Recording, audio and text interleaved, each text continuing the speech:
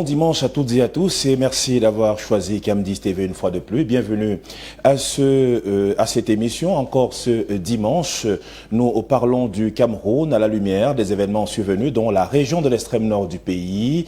Ces derniers temps, Boko Haram a ressurgi dans la région de Zigué, région de l'extrême nord du Cameroun. Dans cette localité-là, donc, l'armée a essuyé des pertes, mais aussi du côté de l'ennemi, des jeunes arrêtés par les forces de défense et de sécurité nationale.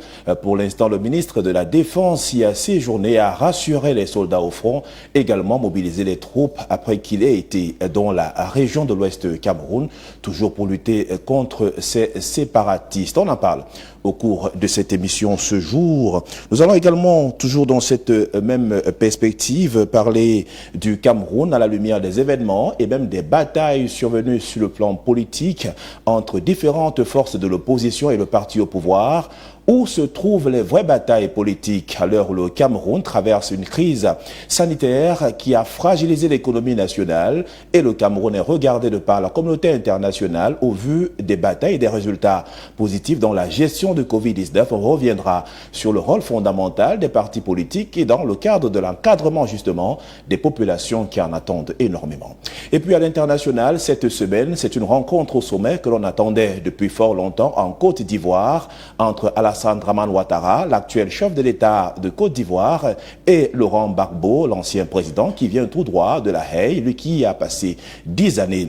Est-ce une rencontre pour la promotion de l'image de la Côte d'Ivoire ou encore est-ce que derrière cette rencontre, une paix est-elle durable au-delà des 3000 morts qui ont marqué la crise post-électorale dans ce pays? Nous apporterons forcément des éléments de réponse au cours de cette émission ce dimanche. Merci une fois de plus de nous avoir choisi nos invités. 4, ils le sont. Ils ont déjà pris place dans ce studio UP de Camdis TV. Je vous retrouve dans un petit moment pour la suite des débats.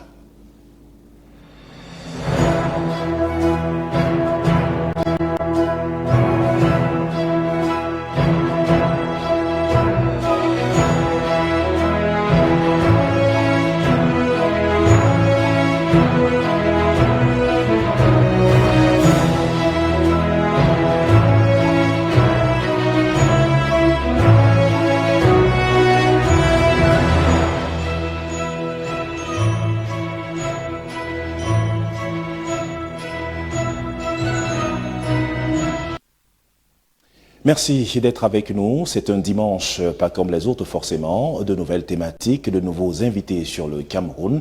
L'actualité déroulée cette semaine à travers les thématiques qu'on a indiquées à l'entame de cette émission vont forcément apporter quelques éléments de réponse en termes de préoccupation des Camerounais et même des étrangers sur le plan local et même sur le plan international. À cette occasion, nous accueillons Lionel Kongaba. Il est vice-président national des jeunes du Social Democratic Front. Bonjour et bienvenue.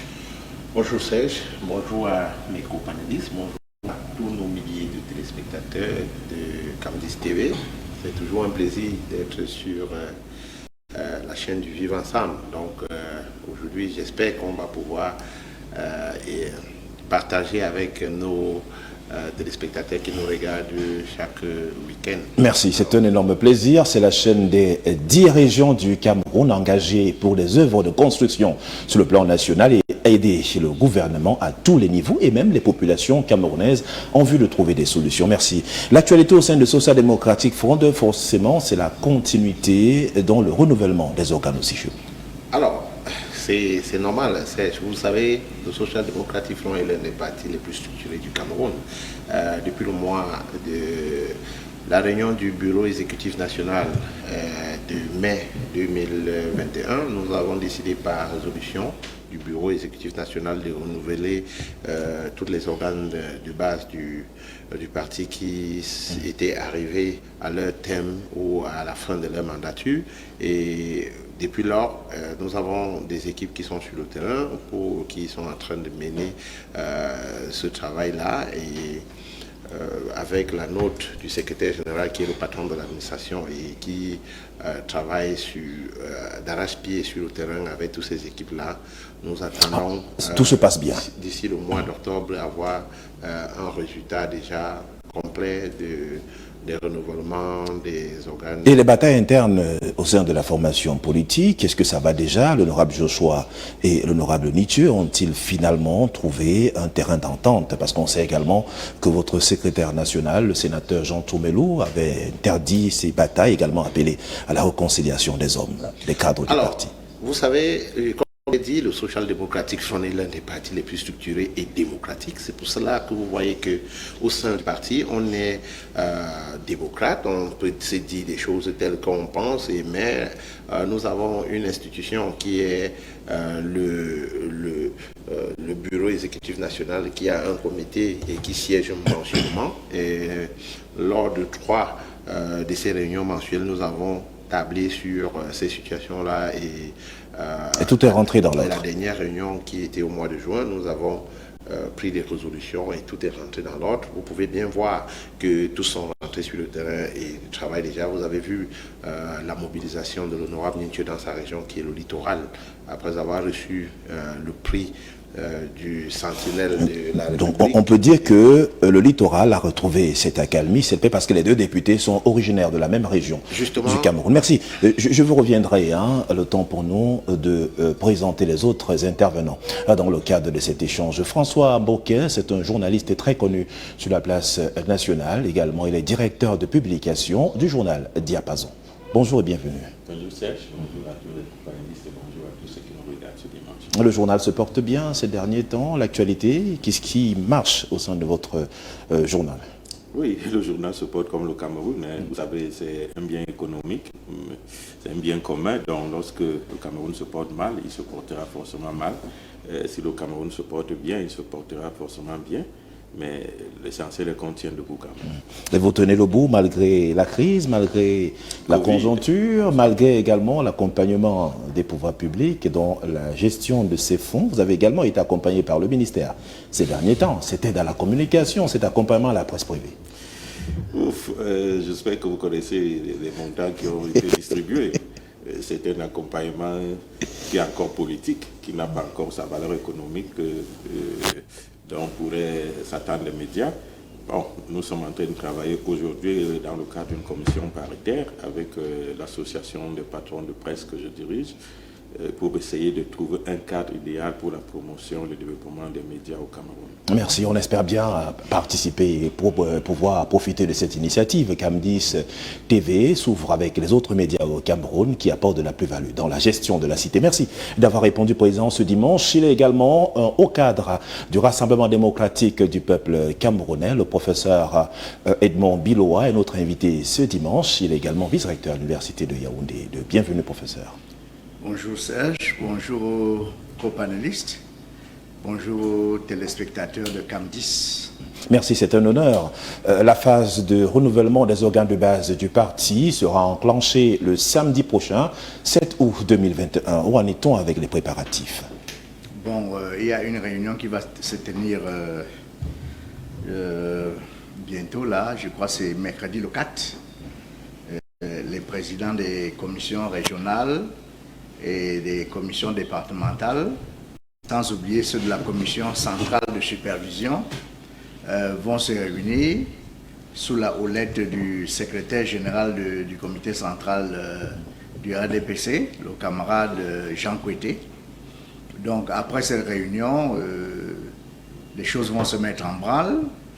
Les différentes commissions vont se retrouver pour préparer le début du processus. Merci, c'est un travail de fourmi qui devra être mené par les différentes commissions mises en place avec la bénédiction du président national. Forcément, on aura des élections, mais en cas de difficulté, est-ce que les investitures, parce que c'est là que les populations vous attendent aussi, va-t-on investir ou va-t-on élire ces postulants?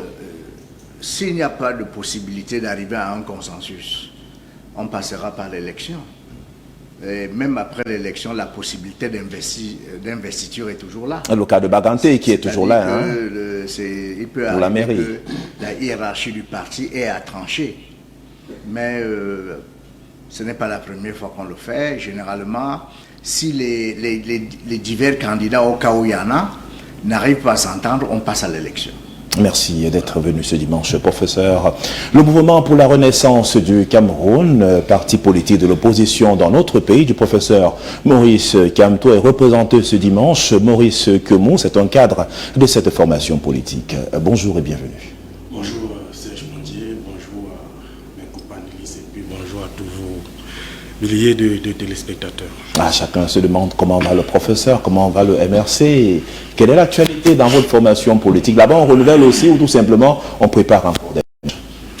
Écoutez, vous savez les turbulences par lesquelles passe notre parti. C'est-à-dire que on a l'impression que le MRC et son leader sont ostracisés. On empêche justement que le MRC s'exprime et l'expression peut se faire à travers, comme vous l'avez indiqué, des manifestations publiques qui sont donc d'ailleurs, j'allais dire, protégées par notre constitution et par les textes que le Cameroun a ratifiés au niveau international. Donc si on prétend qu'on est un État démocratique, il faut respecter justement les principes de la démocratie. Et parmi ces principes-là, il y a la liberté, les libertés individuelles, parmi lesquelles les libertés d'expression, les libertés d'opinion. Mais bien encadré, hein? C'est comme quelqu'un disait qu'on n'a jamais interdit une marche au Cameroun, mais c'est l'objet de la marche qui fait problème parce que l'autorité administrative pense que ça peut entraîner des dérives et d'autres responsabilités. Est-ce que c'est une manière de pouvoir non seulement vous mettre dans une certaine posture difficile qui soit pour vous, ou simplement c'est vous rappeler qu'on peut manifester mais avec des indications qui puissent ne pas inquiéter la tranquillité des citoyens? Quand le MRC demande à marcher par exemple pour faire la lumière sur les 3 000 milliards de la CAN, est-ce que cela peut mener à des troubles à l'ordre public? Quand les MRC marchent pour dire, disons non à la fin de la guerre dans le nord-ouest et le sud-ouest, est-ce que cela peut causer des attentes à l'ordre public, etc. Moi, je pense que cette expression-là, atteinte à l'ordre public, c'est un subterfuge que le pouvoir et l'administration utilisent pour interdire les marches de l'opposition. Et quand vous regardez, je veux dire, les motifs également d'interdiction, il me semble que l'autre jour, on a interdit la marche du 25 juillet initiée par le MRC. Et les motifs étaient que trouble à l'ordre public et puis le Covid. En même temps, la même semaine, au niveau de l'extrême nord, il y avait une marche pour le RDPC parce que là-bas, on devait chanter Paul Biya Ayo. Je veux dire, l'autorité administrative a accepté. Donc là-bas, il n'y a pas de Covid. Merci. Mais ici, on en parlera. Nous reviendrons. Avant de prendre la revue de la presse dans un petit moment, je voudrais comprendre également la situation de Maître Ndoki. Est-ce qu'elle est partie définitivement? Est-ce qu'elle a retrouvé les autres qui ont quitté le navire? Merci. Non, mais écoutez, je pense que depuis le double scrutin législatif municipal de 2020, Maître Ndoki, vice-président des femmes du MRC, est resté un peu silencieuse. On peut comprendre. Mais c'est un silence coupable, hein?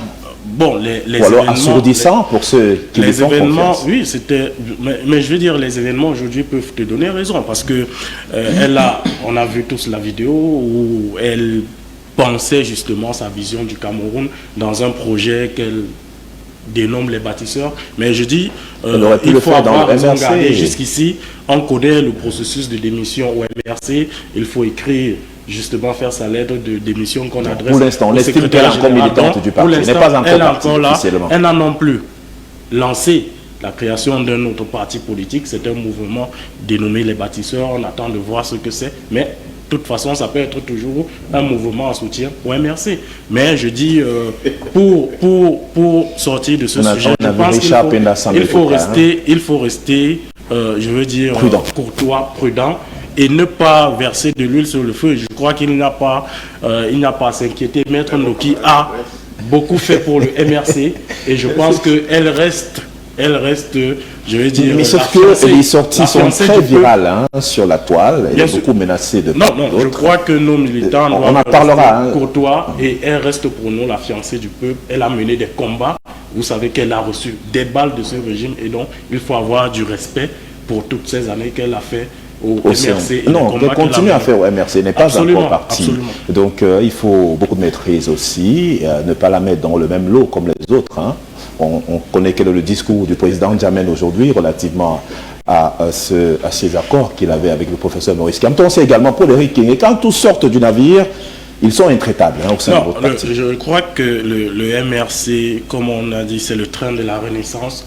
Quand vous montez dans un train, il y a les gars à chaque endroit. Et donc, à un moment donné, quand les gens se sentent mal, ils sont libres de partir. Nous ne faisons pas la publicité également sur des milliers de militants qui nous retrouvent et qui achètent les cartes de parti tous les jours. Je ne voudrais surtout pas que vous compariez Maître Michel Ndoki à M. N'Djamène. Dans tous les partis, il y a des militants opportunistes. Et moi, je classe M. N'Djamène dans la catégorie des militants opportunistes qui n'a rejoint le MRC que dans le politique. C'est un jeu d'intérêt. Bien sûr. Merci à tous.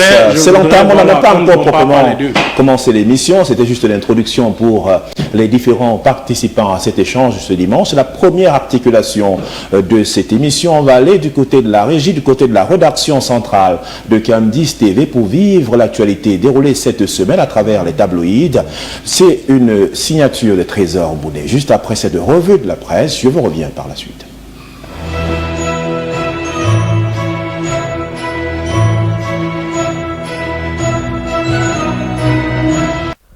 On pouvait s'y attendre. La situation sécuritaire du pays préoccupe les médias camerounais, ceux de la presse imprimée avec encore plus d'acuité. Mission commando à l'ouest. L'Indépendant qualifie ainsi la dernière visite de travail du ministre de la Défense dans les Grassfields à la suite des attaques des indépendantistes ambazoniens dans cette région voisine du nord-ouest. Des attaques sécessionnistes dans lesquelles l'anecdote voit une forte odeur de rébellion, une volonté de faire tomber les institutions républicaines par le Grand Ouest du pays. C'est donc à dessein que Joseph Betsi Assomon recommande tolérance zéro. Il faut attaquer sans relâche les responsables de la disparition de la vingtaine de civils et militaires tombés dans le Nône, la Ménois, les Bambotos.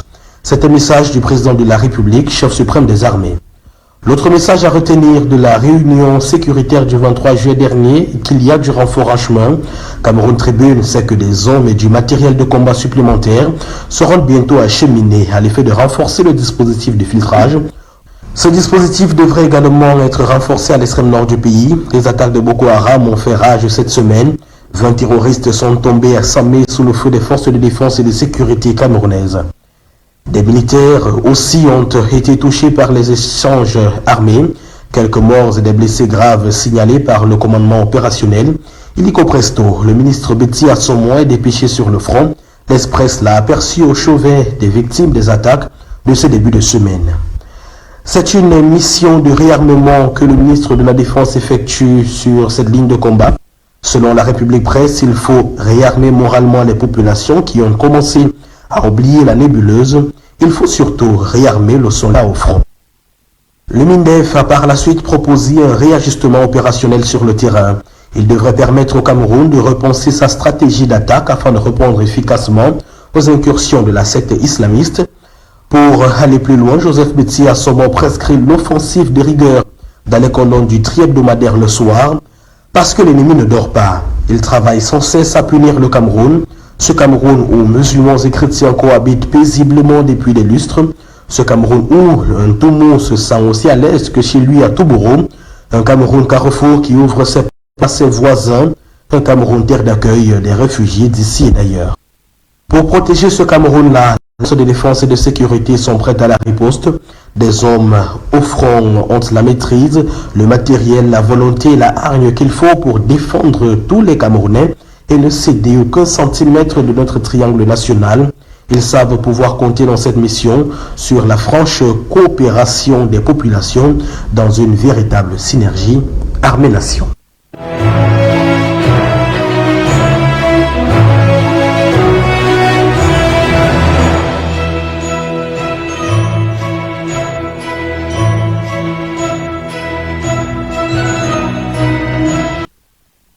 Merci à Trésor Mbouné de la rédaction centrale de Cam10 TV pour ce round-up de l'actualité tel que vu par la presse camerounaise cette semaine. Justement, on l'a remarqué dans ce round-up, on a beaucoup parlé de cette bataille, de cette nébuleuse Boko Haram qui agresse dans la région de l'extrême nord du Cameroun, celle qui a imposé une bataille asymétrique à notre pays. On a également remarqué que le ministre délégué à la présidence de la République chargé de la défense, Joseph Betty Assomo, y a séjourné pour un réarmement moral et même un réarmement à tous les niveaux pour accompagner les soldats qui sont au front dans la défense de l'image du Cameroun, principalement à Zigué où cela s'est déroulé. Et c'est l'objet de la première thématique de cette émission ce dimanche avec vous, Lionel Kungaba.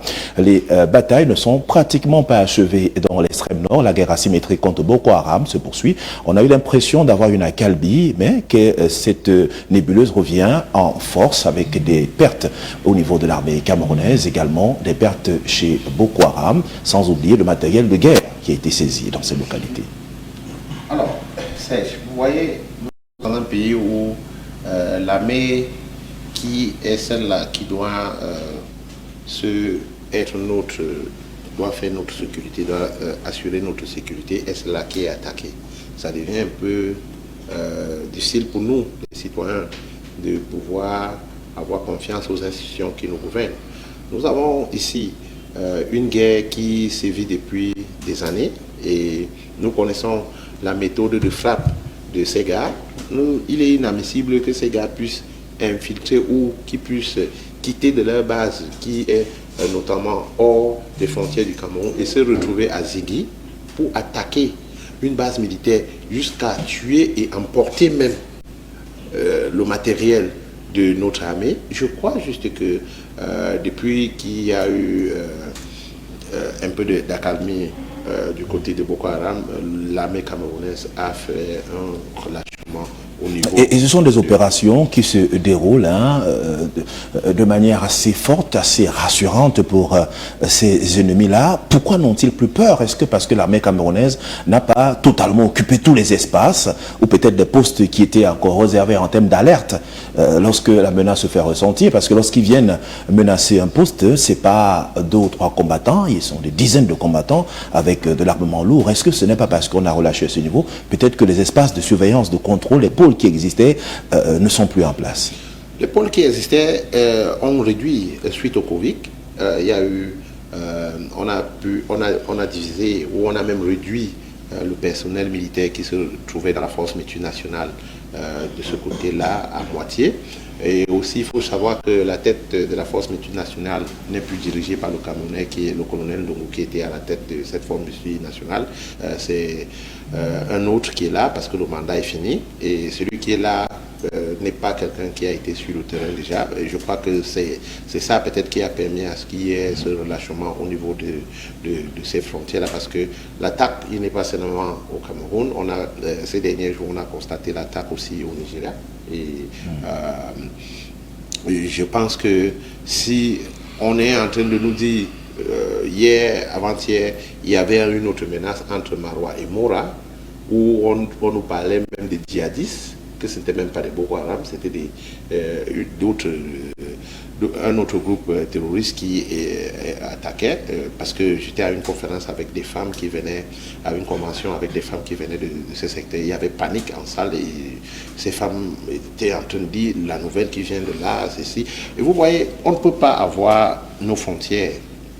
Nous avons une force multinationale qui a été mise sur pied, qui est une force mixte, et que nous, en tant qu'armée camerounaise, nous n'ayons pas un backup. Quand on parle d'un backup, ça veut dire après cette force-là, qu'on laisse nos frontières ouvertes. Donc après ce force multinationale, qu'on ait aussi notre barrière, qu'on ait aussi qu'on ait une véritable sécurisation sur la zone, qu'on occupe les positions. Hein. C'est vrai que le Cameroun de le Nigeria, c'est plus de 2000 km de frontières. On ne va pas sécuriser tous les kilomètres, ça demande beaucoup de moyens.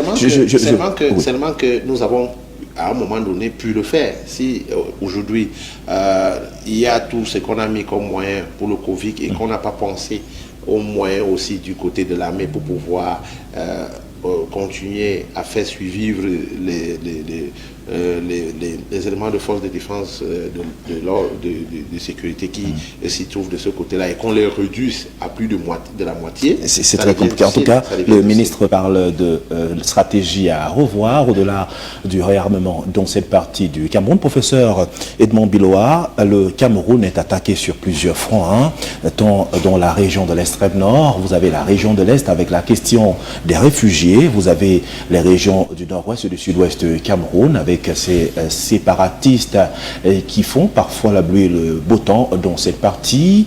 Comment le pays réussit-il à se mettre debout malgré ces attaques de part et d'autre? Oui, le pays est écartelé sur le plan sécuritaire. Mais il faut dire que le Cameroun a réussi à réduire Boko Haram à sa plus simple expression.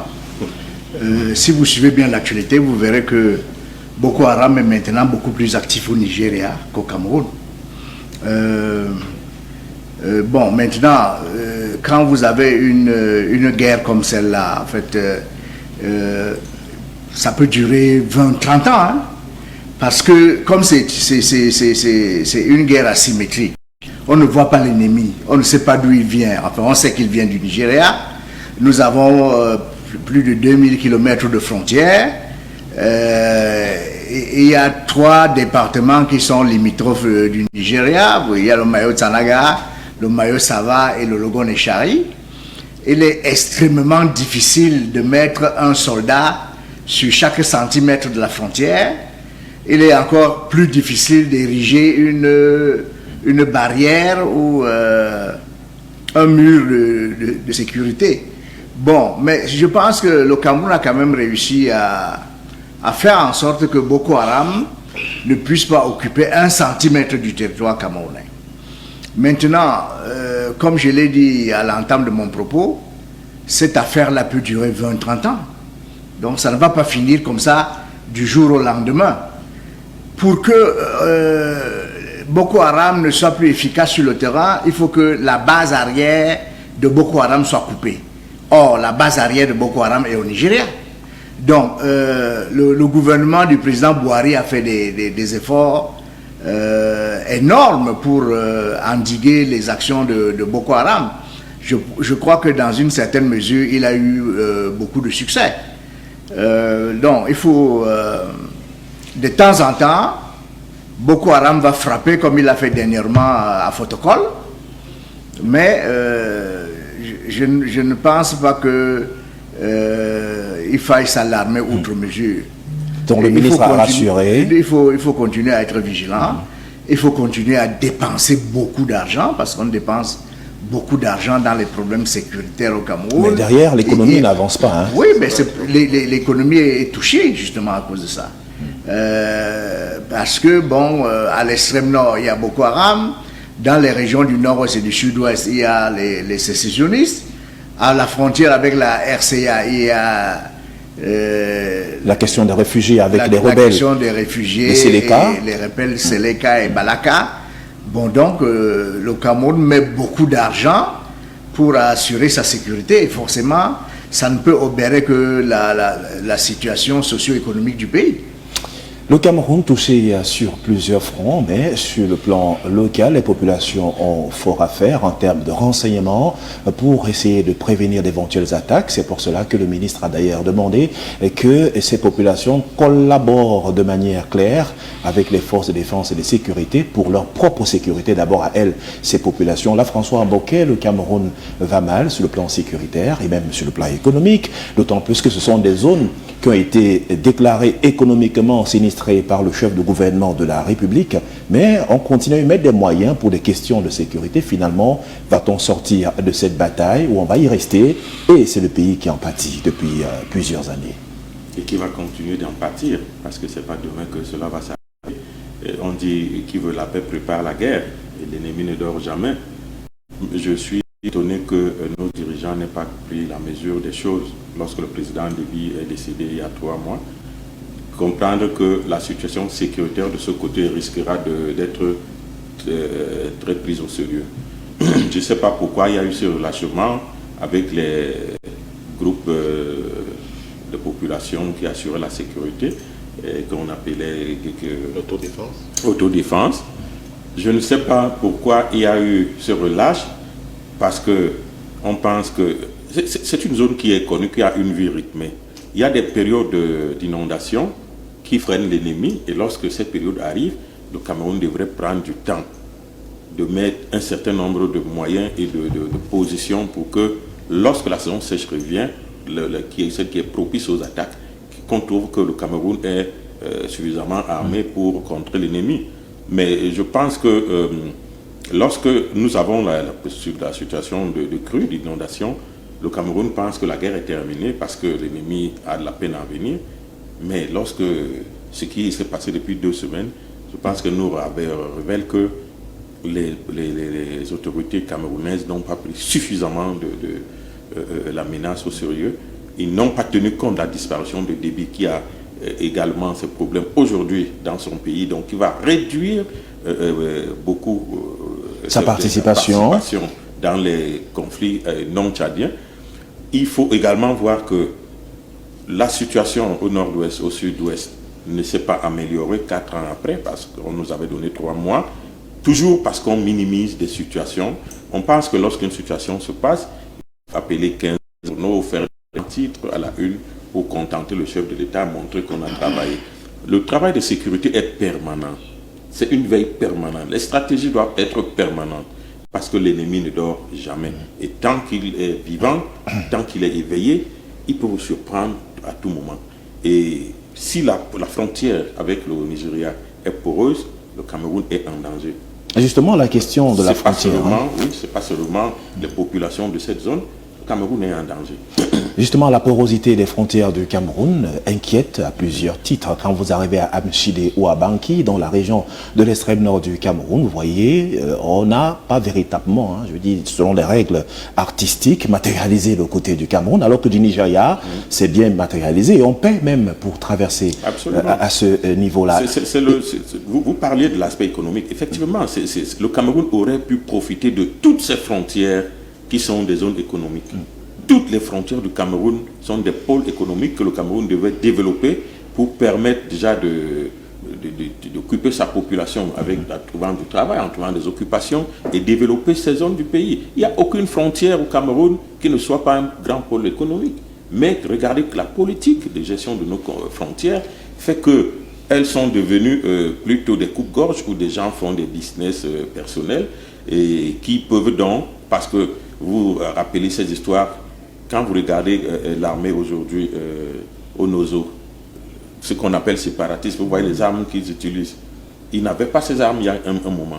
Ça veut dire qu'entre-temps, des gens ont trouvé un moyen de faire passer des armes. Il faut faire attention lorsque nous avons des frontières qu'on ne peut pas contrôler. J'ai entendu parler ici des téléphones qui arrivaient au Cameroun et qu'on ne pouvait pas contrôler. Ça veut dire que le téléphone a la même constitution qu'une arme. Si le téléphone arrive, l'arme peut arriver. Il faut donc au niveau de nos entrées, que ce soit les aéroports, que ce soit des entrées pédestres, que ce soit des entrées en voiture, fluviales, qu'il y ait des Camerounais soucieux de la sécurité de leur pays. Et pour cela, et qu'on leur donne des moyens de pouvoir contrôler le contenu de ce qui entre au Cameroun. Et que tout soit véritablement suivi. Si cela n'est pas fait, c'est pas Yaoundé qui est épargné. Ça devrait inquiéter, voilà, parce qu'on peut se retrouver même dans le centre-ville avec des armes. Le ministre Paul Atanganji, il a rappelé une fois, il a d'ailleurs fermé les armureries, il est revenu sur les éléments qui ont trait à l'acquisition, des autorisations même de port d'armes au Cameroun et même de vente de ces armes-là. Je vous reviens. Oui, juste pour dire que c'est une mesure entre guillemets, c'est-à-dire accessoire, parce que celui qui va venir faire la guerre au Cameroun n'ira pas acheter les armes dans une armurerie au Cameroun. Et il passera forcément par les frontières. Maurice Kemou, le Cameroun menacé.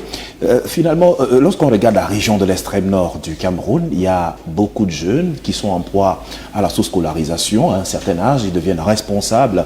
Ils ne peuvent pas forcément s'occuper de leur famille, il y a déjà un certain âge, et ces jeunes sont à la merci de ceux-là même qui activent les batailles dans ces localités du Cameroun. Est-ce qu'on ne doit pas davantage encadrer le jeune et que ce n'est pas par là que la lutte contre Boko Haram pourrait, par exemple, commencer?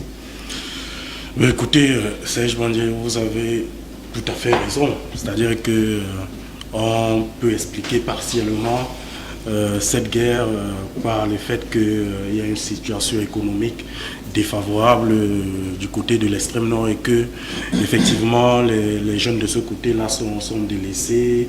On parle d'une scolarisation qui effectivement a des proportions inquiétantes parce que c'est moins de 15% de la population, l'extrême nord, jeunes en âge d'aller à l'école, qui sont scolarisés. Et donc du coup c'est une situation où finalement on peut très vite entraîner les jeunes dans ce type de combat-là. Donc Boko Haram, avec quelques billets de banque, peut directement les distraire. Mais ce que je voudrais souligner, c'est que, et le professeur Edmond Bilo a bien fait de le rappeler, c'est-à-dire que ces 5 régions du Cameroun aujourd'hui qui sont en insécurité, il faut le dire, c'est-à-dire les 2 régions du nord, l'extrême nord et le nord, avec les attaques de Boko Haram. Vous avez l'est du Cameroun avec les incursions des rebelles centrafricains. Vous avez donc le nord-ouest et le sud-ouest avec nos frères de cette zone-là qui ont pris les armes contre la République. Il me semble qu'il y a quelques jours, le ministre de la Défense était du côté de l'ouest Cameroun parce que effectivement la région de l'ouest partage, je veux dire, limitrophe. Puisqu'il y a des déplacés qui partent du nord-ouest et pour se retrouver à l'ouest. Il y a des attaques déjà de ce côté-là. Ça veut dire que ceux qu'on appelle donc les Amazoniens sont en train de rebourser vers l'ouest. Et donc, s'ils attaquent, si la région de l'ouest est attaquée, ça fait que ces 6 régions... elle est attaquée, il faut le dire. Donc, puisqu'il y a des postes de gendarmerie qui sont attaqués. Est vraiment attaqué, ça va faire 6 régions sur 10 qui sont attaquées. Et vous avez bien fait de souligner que 3 de ces régions, ou bien 4, il me semble, sont économiquement sinistrés. Ça veut dire que là-bas, on ne paye plus d'impôts, l'État ne bénéficie plus des ressources fiscales, etc. Donc ça veut dire que le Cameroun est dans une situation, que ce soit économique, politique, qui est, je vais dire, inquiétante. Et je pense que c'est le lieu pour ceux qui, en 2018, ont pris le pouvoir par tous les moyens, de faire leurs preuves. Donc, parce qu'aujourd'hui, je crois qu'il faut...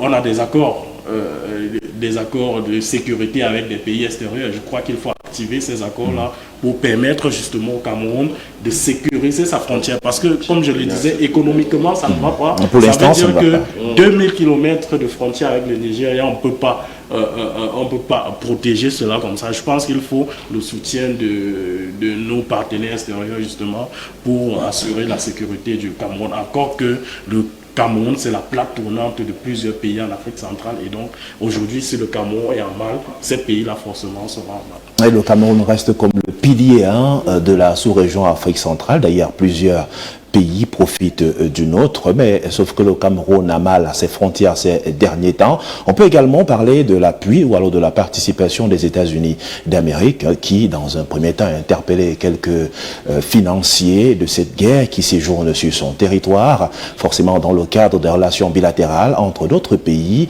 et entre Yaoundé et Washington. Il y a eu des accords dans ce sens, donc il y a de l'espoir derrière. Lionel Kungaba, les djihadistes, les éléments de Boko Haram, lorsqu'ils interviennent, lorsqu'ils sont menacés sur le terrain, on a vu le cas tout récemment dans la région de l'extrême nord, ils réussissent tout de même à récupérer les corps en partie de ceux de leurs camarades tombés sur le champ des opérations. À quoi consiste cette pratique, cette méthode-là? Est-ce que ce n'est pas pour essayer d'identifier s'il n'y aurait pas de complicité en interne? Parce qu'on réussit quand même à prendre des corps, on emporte au-delà de ce que l'armée peut récupérer et faire des prisonniers. Alors, ce que je peux vous dire, c'est que la majorité des combattants sont des jeunes qui sont recrutés dans les régions limitrophes au Nigeria, au Cameroun, au Tchad et au Niger. Et ces jeunes sont enrôlés parce qu'ils sont oisifs, d'abord pour commencer. Et de 2, la majorité sont sous-scolarisés. Et de 3, ils ont un manque d'emploi. Et c'est pour ça qu'ils se livrent à ce type d'action. Je crois que le gouvernement devait prendre sa responsabilité. Nous avons des programmes ici dans les différents ministères dont on nous parle. Et lorsque vous regardez une zone comme l'extrême nord avec son potentiel de production et que les jeunes ne parviennent pas à bénéficier et se lancent parce qu'on les a promus une moto et 3 000 $, ça devient difficile parce que c'est comme ça. Pour qu'on recrute un jeune là-bas, nous avons fait des enquêtes sur le terrain, on les propose une moto et 3 000 $. Et vous savez, un jeune de l'extrême nord, une moto pour lui c'est de l'or. Lorsque vous avez une moto à l'extrême nord, à votre jeune âge, vous êtes déjà arrivé, vous avez déjà un certain standing de la vie. Et pourquoi est-ce qu'ils emportent les corps? Ils emportent les corps parce que à un moment donné, ils ne voudraient pas qu'on identifie ceux-là qui se sont déjà engagés avec eux. Parce que lorsque vous voyez des jeunes disparaître du village, vous vous dites peut-être qu'ils ont disparu pour Yaoundé Douala, ou ils ont disparu pour ici ou là. Et parfois, ces jeunes-là même reviennent de temps en temps dans les communautés pour venir regarder, rendre visite à leurs familles qu'ils ont laissées et les donner... Et c'est ce qui peut entraîner le fait que cette guerre asymétrique mette autant de temps, parce que les jeunes, ils reviennent, ils sont enrôlés parmi ceux-là qui sont sur place. Mais vous pensez que si on avait commencé par combattre le chômage, la pauvreté, la misère dans ces parties du Cameroun, c'est un début de solution, d'autant plus qu'on sait que c'est une guerre qui a commencé juste au niveau du Nigeria, donc le pays voisin et ami. Est-ce que par là, on pourrait avoir des solutions? Les régions qui sont enrôlées au Nigeria et les régions qui sont enrôlées au Cameroun, ce sont des régions qui ont les mêmes difficultés. Donc, je voudrais dire, c'est difficile pour vous de voir des jeunes du Sud pour être enrôlés parce que ces jeunes-là sont d'abord mentalement, physiquement un peu préparés ou mieux outillés dans le système éducationnel que ceux du septentrion qui ne bénéficient pas de ce que ceux qui sont au sud ont. Donc, ça permet à ce que ces jeunes-là soient facilement manipulables et qu'on puisse les amener à s'enrôler dans ces sectes-là facilement. Et lorsque vous regardez, c'est la même chose qui se passe au nord-ouest et au sud-ouest. Ceux des jeunes qui sont enrôlés dans les groupes sécessionnistes dans le nord-ouest et le sud-ouest sont des jeunes qui ne sont pas scolarisés, et ce sont des jeunes sous-scolarisés, et ces jeunes-là sont manipulés par qui? Par ceux-là qui sont intellectuels et qui pensent pouvoir gagner quelque chose derrière cette chose. Lorsque vous, le DP de diapason, M. Mbouké disait tout à l'heure que les armes qui sont utilisées là-bas aujourd'hui sont des armes qu'on ne voyait pas il y a quelque temps. Monsieur, l'économie de guerre avance, et lorsqu'une guerre persiste, l'économie de guerre grandit, et lorsque l'économie de guerre grandit, le niveau grandit. Ils ont commencé par utiliser des pistolets, des calaches. Aujourd'hui, ils ont déjà des lance-roquettes, ils ont des matériels de guerre qui sont destinés à des pays ou à des armées régulières.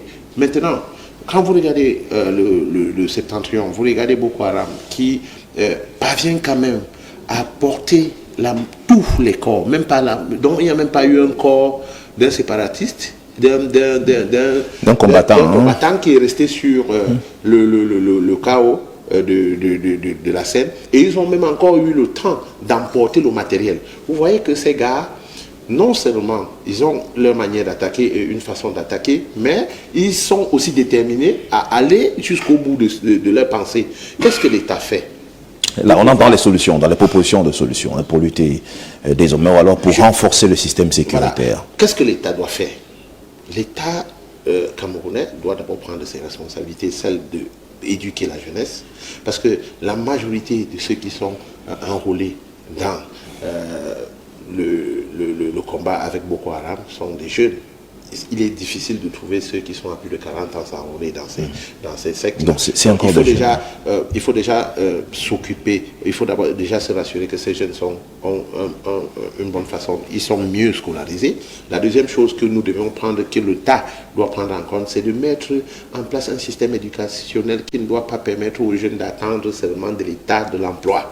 Ça veut dire que professionnaliser l'éducation, ou essayer d'amener les jeunes à être plus entreprenants lors de leur cursus scolaire.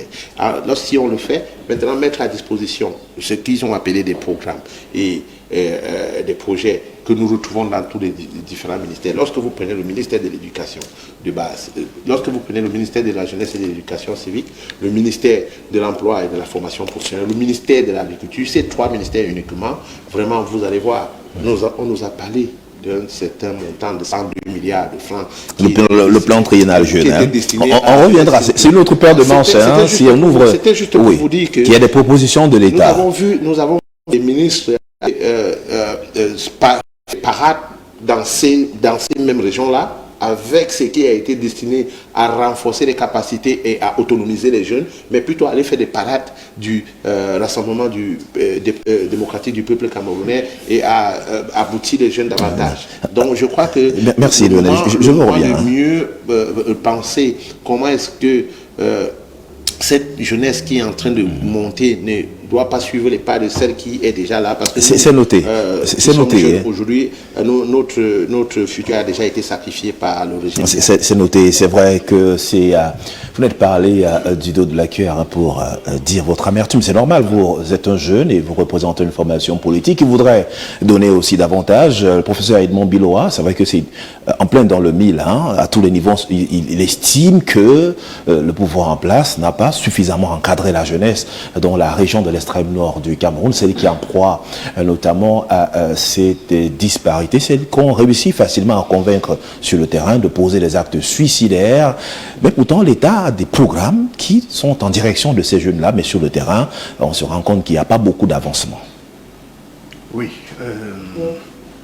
tout le monde est d'accord là-dessus. La région de l'extrême nord, c'est l'une des régions les plus touchées par des problèmes socio-économiques. Donc les jeunes dans cette région, parfois un peu plus qu'ailleurs, font face à ces problèmes-là. Le niveau éducatif n'est pas très élevé, et il n'y a pas beaucoup d'emplois, les infrastructures et les équipements scolaires ne sont pas au niveau qu'on souhaiterait avoir au Cameroun. Et donc, c'est ce que certains politologues ont appelé le chaos lent. C'est-à-dire que quand Boko Haram est arrivé, il était donc un peu plus facile de recruter parmi les jeunes de l'extrême nord qui étaient désœuvrés, les jeunes de l'extrême nord qui n'étaient pas très éduqués. Et donc, le problème, c'est un problème de gouvernance économique et gouvernance éducative. Il faut faire en sorte que de plus en plus de jeunes à l'extrême nord aient accès à l'école facilement accès à l'école.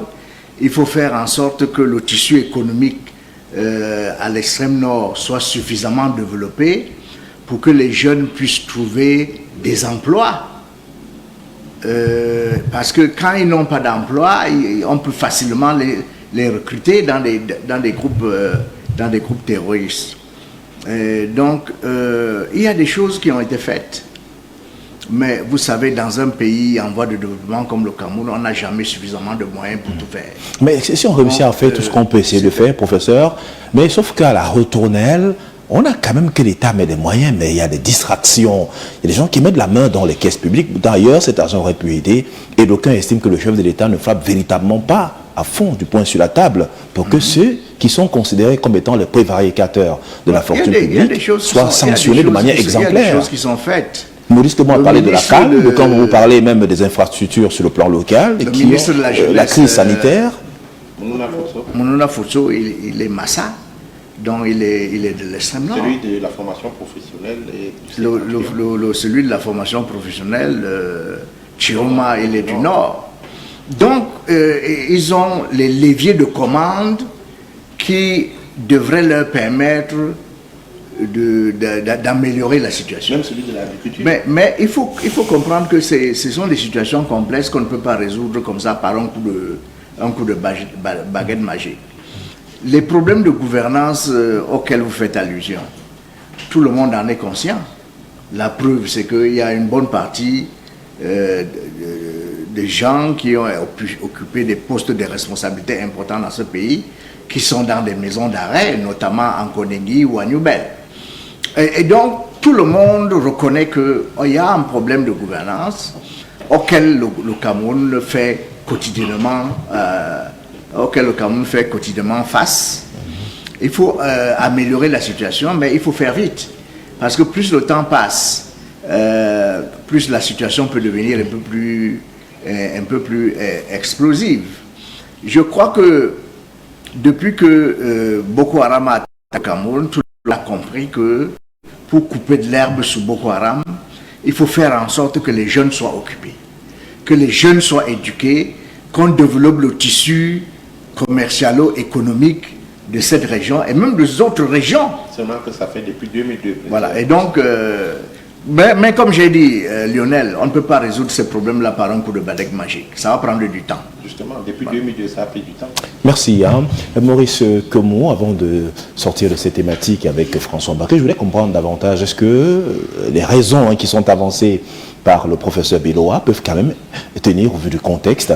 Où est-ce que le MRC aurait pu appuyer? Quels sont les leviers qui pourraient être favorables à votre formation politique si vous étiez aux affaires pour que certaines velléités soient amoindries et qu'on n'ait pas autant de menaces sur le territoire national? Écoutez, je voulais répondre à votre question en lisant un post de notre premier vice-président, Mamadou Mota. Vous savez qu'il est du Nord Cameroun, l'extrême nord du Cameroun.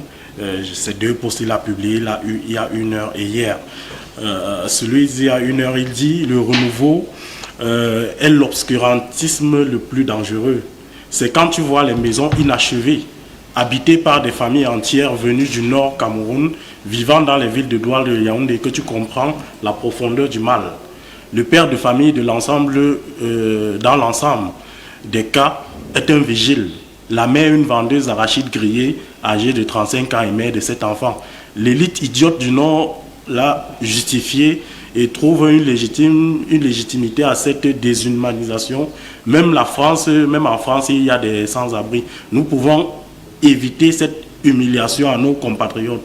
Les 2000 hommes les plus riches du Cameroun ont autant de richesses que les 18 000 millions de Camerounais les plus pauvres. Il est question de distribution de richesses. Et hier, il était un peu plus dur quand il disait: quand tu vois la forte représentativité du faciès sahélien habillé en jaune dans les sociétés de gardiennage, que tu comprends que l'élite du Nord est idiote. Vous comprenez? Pourquoi jusque-là? Qu'est-ce qu'il voulait dire? Qu'est-ce qu'il veut ressortir à travers? Il veut dire il est également de cette localité. L'élite du Nord constituée des rocades du ADPC qui finalement ne travaillent que pour eux et non pour leur région. Vous comprenez un peu? On a été une fois à l'extrême nord et nous on a vu comme les populations viennent puiser de l'eau de forage chez le... c'est une personnalité, une personnalité. Est-ce que c'est normal? Ça dit que Cavaille, c'est chez lui. On ne va pas faire des attaques directes, s'il vous plaît. Parce qu'il n'y a pas... Mais sauf que Maurice Kemou, le danger... C'est dans sa barrière. Non, le danger, c'est que ce sont des déclarations, mais qui ne sont pas vérifiées. Voilà. Donc, je vous reviens. Je vous reviens, parce qu'on n'a pas les éléments matériels pour justifier cela. Et puis, si vous avez choisi de donner de l'eau aux gens, c'est quand même au moins... Il y a beaucoup de sympathie, beaucoup de volonté d'accompagner sur le plan local des populations. C'est un point. Mais on était sur les possibilités du MRC. Oui, sur les possibilités du MRC. C'est rendre pauvres pour les manipuler. Oui, mais la question c'est que proposez-vous? Ce que le MRC propose. Voilà, justement, on je parlait crois sur les que positions. et même les plus grands économistes ont dit pendant l'élection présidentielle que le MRC avait le projet et le programme de société le plus réalisable au Cameroun. D'abord, il faut réformer l'éducation. Nous tous ici, on est d'accord que dans cette zone, je veux dire, les structures éducationnelles n'existent pratiquement pas. Et donc, il faut réformer cela. Je pense que dans le programme jeune du MRC, on a effectivement un programme qui vise effectivement à donner au niveau de toutes les mairies cette possibilité, dans des structures qui pourront donc former les jeunes, qu'ils soient scolarisés ou non, pendant une période de 3 à 6 mois. Et après cela, il y a un fonds de solidarité que le MRC va mettre en place pour soit soutenir leur projet après la formation ou bien se lancer justement dans la recherche d'emploi. Donc je pense qu'au niveau du MRC, on a des propositions nécessaires pour sortir pas seulement l'extrême nord, mais tous les jeunes Camerounais de toutes les zones du Cameroun, je veux dire de cette situation économique défavorable. François Baké, avec vous, bonsoir. C'est vrai que le Cameroun va mal, c'est qu'il y a des pots de bananes partout, ça glisse dans tous les sens, mais ce qui est bien, il ne faut pas que le Camerounais, je veux dire lambda, les populations glissent aussi à leur tour. Les dirigeants peuvent glisser, mais il ne faut pas qu'au niveau de la population, ça se passe ici. Oui, je pense que Le professeur Mombilo a bien peint la situation, mais il a seulement omis de dire que la région de l'extrême nord, qui a toujours fait le chef du Cameroun vainqueur, c'est-à-dire que c'est le bastion électoral du RDPC qui, lorsqu'il bascule à gauche ou à droite, vous perdez l'élection. Pourquoi donc vous avez un si grand bastion qui vous permet d'avoir le pouvoir et vous l'abandonnez? Question. Pourquoi vous savez que dans cette zone, le Nord en général est bien organisé, hein? Vous ne pouvez pas entrer dans une ville sans qu'on soit au courant que vous y êtes entré. Alors, les chefs sont informés, même lorsque vous êtes dans le bus, si vous partez disons même de Gaoundéré pour Maroua, on sera déjà au courant qu'un tel, il est étranger, il est dans le bus qui vient là. Les chefs ont ces moyens d'information-là. Alors, si vous voyez que Boko Haram prospère, ça veut dire que le gouvernement camerounais ne met pas cette possibilité d'avoir une armée inféodée dans sa population. C'est-à-dire que, on vous disait à une époque que lorsqu'on a vu un gendarme, on est plus rassuré. Aujourd'hui, je pense que le gendarme fait de plus en plus peur à un compatriote qui n'a pas de tenue. C'est ça le problème qu'il faut travailler. Ramener la confiance entre les populations civiles et les populations armées. Il faut donc aussi que l'école, lorsque vous parlez d'école, une zone scolarisée, je dis, il faut que nous sachions ce qu'on veut pour notre pays. Le Cameroun, tout le monde ne doit pas avoir le doctorat, devenir professeur pour dire que les gens ont fait des écoles. Une zone comme celle-là, comme toutes celles qui sont attaquées aujourd'hui, ont des spécificités que le gouvernement camerounais aurait pu exploiter en créant des écoles d'agriculture, de pêche et autres qui leur sont propres et qui sont propres au développement de leur zone. Cela aurait pu encadrer déjà un certain nombre de former un certain nombre de jeunes. Et à la suite, donc, vous avez parlé de 102 milliards à venir donc au niveau de ces programmes que l'État a mis en place, financer ces jeunes et commencer à exploiter leurs possibilités, et c'est le Cameroun qui gagne.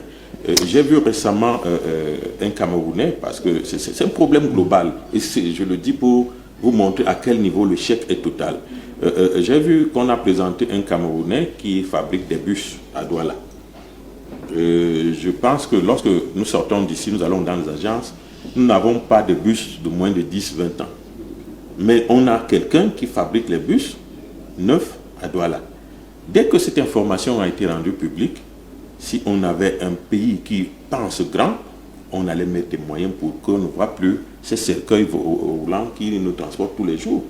Mais je pense qu'on a beaucoup plus mis des moyens pour demander qui est derrière. Est-ce que c'est quelqu'un opposant? Est-ce que c'est un système qui est en train de jouer? Parce que dès lors que vous avez créé CAM10, alors qui est derrière Serge Bondier, ce sont des questions qu'on pose au Cameroun. On ne pose pas de questions pour voir les difficultés que vous avez pour vous apporter des moyens suffisants pour développer votre affaire. C'est cet échec qui fait donc la percée des groupes séparatistes, cet échec qui fait la percée des groupes de Boko Haram, c'est cet échec qui fait que même au niveau national, vous voyez, la corruption est devenue la règle. Vous n'avez pas d'argent aujourd'hui, mais allez même dans les églises, tous les prêtres aujourd'hui prêchent cela, il n'y a plus de solidarité, vous pouvez plus entrer dans une école parce que vous avez fait l'école, parce que vous avez composé, vous avez passé. C'est devenu difficile. Tout le monde le sait, tout le monde le dit. Mais qu'est-ce qui est fait pour que la population retrouve en son gouvernement, en ses dirigeants, la confiance qui doit lui permettre de dire que je suis citoyen camerounais et je veux travailler pour mon pays. Merci. Ce réarmement moral est important. Important pour les populations. On ne pourra pas mettre tout le monde dans une école pour le faire. Il faut que, à partir de nos dirigeants, des exemples soient pris, des exemples soient choisis, qu'on mette des gens qui travaillent effectivement pour le peuple et non des gens qui, lorsqu'ils sont nommés, pour leurs propres intérêts. Lorsque quelqu'un est nommé, il y a la retournelle quand on vous indique que mon frère est nommé, je suis en haut. Il y en a qui sont plus ministres que le ministre lui-même. Merci de rester sur CAM10 TV. Nous quittons la première thématique qui avait trait à la situation sécuritaire du Cameroun dans les frontières et que l'État forcément mettra des moyens conséquents et davantage luttera et apportera la logistique nécessaire pour que les populations soient en sécurité et que les soldats qui veillent au grain véritablement puissent le faire. C'est leur travail. Ils ont choisi d'aller et d'apporter leur soutien véritable au fonctionnement de ces institutions. Dans ces parties, l'extrême nord est touché. On a le nord-ouest, on a le sud-ouest, on a la zone de l'est et puis on a désormais la région de l'ouest Cameroun qui préoccupe le gouvernement de la République et le bras séculier de l'État du Cameroun. La deuxième thématique, nous restons au Cameroun, parlons des problèmes du Cameroun, mais cette fois-ci en politique, et parlons des vraies batailles entre les partis politiques de l'opposition et le parti au pouvoir. Et qu'est-ce qui se passe? Pourquoi toujours des querelles de chiffonniers sur les plateaux de télévision et même dans la vie active lorsque l'opposition va mal, une opposition de plus en plus divisée dans son fort intérieur et qui ne pourrait pas avoir fondamentalement un soutien du pouvoir lorsque cela regarde tout de même les populations et l'amélioration des conditions de vie des Camerounais, c'est contenu dans le programme politique de pratiquement tous ces partis politiques qui s'engagent à œuvrer davantage pour les populations locales. Lionel Kungaba, les partis politiques de l'opposition, forcément entre eux, ont des programmes différents, ne s'entendent surtout pas. La question du leadership est toujours au sommet. Et comment faire? Où se trouvent les vraies batailles politiques finalement pour aider le Cameroun à sortir de ces difficultés? Alors, Serge, vous savez, le contexte au Cameroun est très différent. Différent dans le sens où l'opposition compte au moins plus de 200 partis politiques. Et lorsqu'on parle de plus de 200 partis politiques, vous voyez des partis politiques qui n'ont ni de siège, ni de membres, qui sont faits uniquement par des présidents et qui surgissent uniquement lorsqu'il faut aller à une élection pour faire de la distraction ou pour apporter son soutien à X ou à Y. Et je pense que nous sommes arrivés à un moment où les Camerounais sont devenus très lucides en ce qui concerne la politique. Parce que certaines personnes ont pensé que être dans l'opposition, c'est du clientélisme, c'est du commerce, ou c'est un peu chercher de l'argent. Et ça a permis à ce que, au vu, au su de tous, certains soient dévoilés en pleine journée. Et on est en train de voir comment la scène politique ou l'opposition camerounaise est en train d'aller. Je voudrais dire ici que moi, ça me plaît très bien. Ça me plaît bien de voir ce jeu dans l'opposition parce que ça permet de découvrir et de voir. Mais sauf qu'on passe beaucoup de temps sans véritablement avancer, sans avoir des propositions concrètes et des batailles.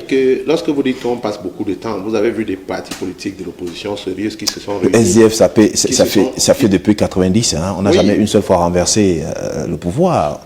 La seule chose que le SDF a fait jusqu'ici et que moi, ça me plaît, c'est pour ça que je suis là, c'est que nous avons décidé de prendre le pouvoir par les urnes et nous sommes en train de travailler pour cela. Donc, avant que vous ne m'interrompiez, je suis en train de dire qu'il y a certains partis politiques de l'opposition qui se sont mis ensemble et qui sont en train de travailler sur des sujets qui sont importants, notamment sur le code électoral qui est le nœud de ce que nous voyons, parce que lorsque vous parlez aujourd'hui de l'opposition qui est fragilisée et qui est divisée, c'est parce qu'ils n'ont pas des atouts et certains savent déjà que d'entrée de jeu, ils ont perdu ce jeu-là et ils vont dans cette bataille-là pour perdre. C'est pour cela que vous allez voir des gens qui étaient des acteurs très engagés dans l'opposition subitement commencer à tourner la langue. Vous allez voir certaines personnes qui ont été marginalisés ou au parti au pouvoir, retourner directement la veste et devenir opposants et vouloir être les opposants les plus farouches. Et pourtant, nous avons l'expérience en la matière, nous avons vécu et nous voyons ce qui se passe.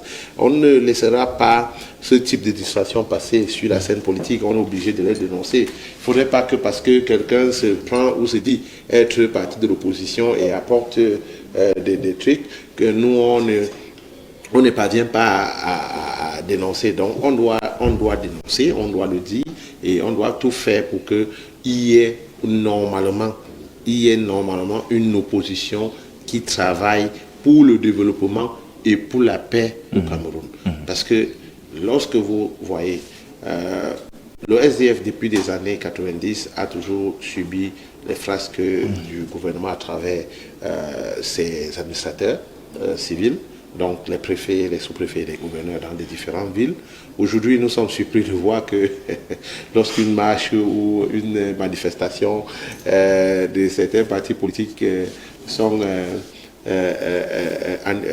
annulés, ils crient sur tous les toits. Nous, au SDF, lorsque nous on décide de faire quelque chose, on a des voies et moyens, on le fait. Moi, je ne peux pas compter combien de fois je me suis déplacé de Yaoundé pour aller soutenir l'honorable Jean-Michel Nindieu à Douala parce qu'il avait une initiative qui était porteur. Mais et il faudra également qu'on ait l'occasion de voir que le SDF s'est peut-être déporté pour aller soutenir le PUS ou pour aller soutenir peut-être le MRC entre autres. C'est ce que les Camerounais aimeraient voir parce que cet électorat, c'est pas les Tchadiens, c'est pas les Zimbabwéens, c'est pas les Ghanéens, ce sont des Camerounais. Monsieur Mbondier, je crois que vous avez vu les députés du SDF et d'autres cadres du SDF soutenir d'autres partis politiques dans d'autres actions qui sont menées sur le terrain. Ah merci, vice-versa. Je vous remercie. Et maintenant... Et vous soutenez bien le RDPC aussi. On a vu la rencontre avec le chef de l'État il y a quelques années. Le RDPC, moi je suis un peu surpris lorsque vous parlez de la rencontre entre une éminente personnalité comme le chairman, son excellence Nidjon Fundi, et le président de la République. Vous parlez de soutenir. C'est un soutien mutuel. Hein. Ça, ce n'est pas un soutien. Je crois que la rencontre qu'il y a eu entre le chairman, son excellence Nidjon Fundi et le président de la République a été une rencontre historique et qui a permis aux Camerounais de comprendre que la politique, c'est pas la guerre. Lorsqu'on a en politique, on a des adversaires, on a des adversaires et non des ennemis. Et si on peut se retrouver ensemble et à trouver des voies et moyens pour que le Cameroun soit un pays où il fait bon vivre, c'est normal. Parce que la finalité pour le SDF, c'est le bon vivre des Camerounais. Ce n'est pas de remplacer M. Bien. Merci. Donc, je vous reviens à l'honneur. Si vous pensez qu'il faille qu'à tout prix, ce soit le SDF qui soit au pouvoir avant que les Camerounais puissent être... Non, c'est pas ça. Peut-être avant d'écouter le professeur Biloa, peut-être on redonne la parole au MRC aussi pour qu'on voit si les intentions sont les mêmes, parce que l'opposition s'exprime dans une dynamique de développement et d'accompagnement des populations camerounaises. Avant que le professeur Biloa réagisse, je voudrais... Est-ce que, lorsqu'on écoute le Social Democratic Front, vous sentez que c'est un combat sérieux? C'est depuis 90 quand même. Et vous, le MRC, c'est depuis quelques années, 2012. Est-ce que vous pensez qu'il y a des choses qui ont manqué ou des choses qui ne sont pas en phase pour que les choses avancent au niveau des populations locales? Parce que la finalité, c'est ça. Aider les Camerounais à mieux vivre, aider le pays sur plusieurs plans à se développer. Bien sûr, je crois que... la première chose qu'il faut dire, c'est que c'est une trilogie qui mène en politique. Vraiment, c'est une trilogie. Premièrement, l'idéologie politique. Deuxièmement, un programme de gouvernance. Et troisièmement, un projet de société. Pour être ce qu'on va appeler, je vais dire, un déviant politique, c'est-à-dire améliorer la vie de ses concitoyens et être patient. Monsieur Kongaba a bien fait de dire qu'il y a plus de 200 partis politiques d'opposition au Cameroun. Mais ce que je voudrais dire, c'est qu'il n'y a pas un parti politique qui s'appelle opposition. C'est-à-dire qu'il y a des partis politiques et puis tous ceux ceux de ces partis politiques qui sont dans l'opposition ne sont pas de l'opposition en réalité, il faut le dire. C'est-à-dire qu'il y en a, parce que quand on crée un parti politique, il y a un objectif principal, c'est celui de conquérir le pouvoir et de justement matérialiser son projet de société. Il y a des partis dans l'opposition, ce n'est pas leur rôle. Il y a des partis dont le but c'est de combattre d'autres opposants. Il y a des partis qui sont en réalité des partis satellitaires créés par des gens très proches du régime pour combattre la vraie opposition. On sait dans ce pays l'opposition qui mobilise le plus. Il y a, si on rentre un peu plus en arrière... Vous pensez que le SDF ne mobilise pas davantage parce qu'ils sont dans le renouvellement? Si on rentre un peu plus en arrière, on va voir qu'en 92, dans les années 90, retour de la démocratie et tout ça, du multipartisme, le SDF avec le chairman était quand même l'opposition, je veux dire le parti le plus en vue. Mais je le dis, c'était le parti le plus... je vais dire, qui avait une très grande base nationale. Et d'autres partis, pendant l'élection présidentielle 92, ont soutenu le SDF dans la plateforme qu'on avait appelée, je ne sais pas, le nom m'échappe, mais il y avait une plateforme constituée de plusieurs partis qui soutenaient la candidature. Il y avait une tripartite. Et l'élection a donné, je ne sais pas, c'est 37% ou 39% selon les camps. Mais on sait quand même qu'à cette époque, le chairman même s'il est allé revendiquer sa victoire à Taring Konabamenda, au lieu de revendiquer à Yaoundé comme, le professeur Maurice Kamto. Donc aujourd'hui, je pense qu'il y a des partis d'opposition, mais toutes ne sont pas là pour faire l'opposition. On connaît les vrais partis aujourd'hui qui mobilisent. Aujourd'hui, le MRC, qui est né en 2012, vous voyez, 9 ans dans l'opposition. Ouais, on a pas en 2012, monsieur, que vous permettez qu'il avance, hein, Lionel, permettez qu'il avance. Hein. Oui, allez, tout à l'heure, et c'est ça que vous dites. C'est-à-dire il y a des guerres pour rien. C'est justement ça qu'on vous donne. En 2012. Je dis bien, dans nos textes, aller prendre l'entête de notre parti. Nous sommes nés en 2012 et ce parti est né de la coalition avec d'autres partis comme le MRP, etc. Donc vous n'allez pas, et les forces vivent de c'est quand même la son société parti dont civile. il parle. Hein, vous n'êtes pas militant du MRC. Je maîtrise sauf si vous avez des intentions. parce que j'y suis depuis 2013. Donc je vous dis, le MRC est né en 2012 par la coalition. C'est noté. Par la coalition de plusieurs partis politiques et des forces vives de la société civile. Donc, je dis, aujourd'hui, 9 ans après, je pense qu'on a un parcours. On a participé à l'élection au double scrutin de 2013, où on était sorti, je crois, avec un député à l'Assemblée nationale, le feu honorable Soulaza, avec une vingtaine de conseillers municipaux. On a appris de cette élection-là. En 2018, nous avons participé à l'élection présidentielle. Chiffre de l'écart, nous sommes quand même deuxième. Premier dans la région du littoral du Cameroun, chiffre de l'écart toujours, même si nous revendiquons toujours cette victoire-là, parce que effectivement le scrutin était entaché de beaucoup d'irrégularités. Donc je dis, effectivement, dans l'opposition, il y a des guerres qui sont... Je vais dire... qui n'aident pas beaucoup, qui n'aident pas dans l'intention de voir l'autre avancer. Je vais vous revenir, Maurice. Quand nous, on chasse le lion, il y en a qui chassent les rats, les souris, vous comprenez un peu, au lieu de chasser le lion.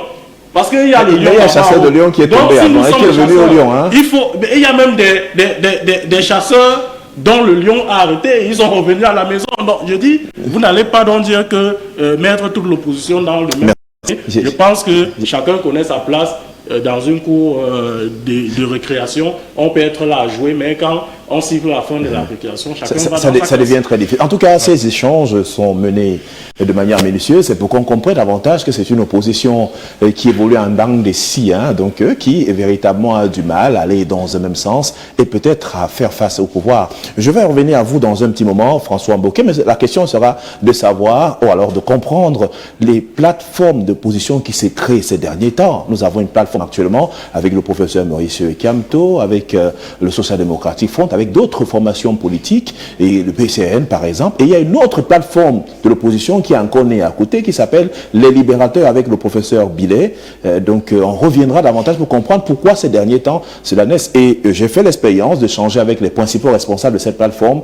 Personne n'entend échanger avec un autre qui n'est pas dans sa plateforme. C'est difficile. Ce sera l'analyse qu'on essaiera de faire avec vous. Mais professeur, quand vous voyez l'opposition se battre de cette manière, en se piétinant alors que vous êtes en face, vous regardez, vous observez, quel regard portez-vous en ce moment? Est-ce que vous pensez que les combats politiques qu'on aurait pu mener de manière réelle avec le pouvoir auraient pu porter des fruits pour l'intérêt des Camerounais? Est-ce que finalement ils viennent en politique dans l'intention de changer les choses ou simplement pour créer de la diversion? Bon, il ne faut pas faire aussi comme si les combats que l'opposition a avec le gouvernement d'une part et le parti au pouvoir d'autre part sont des combats irréels. Donc, ce sont toujours des combats réels.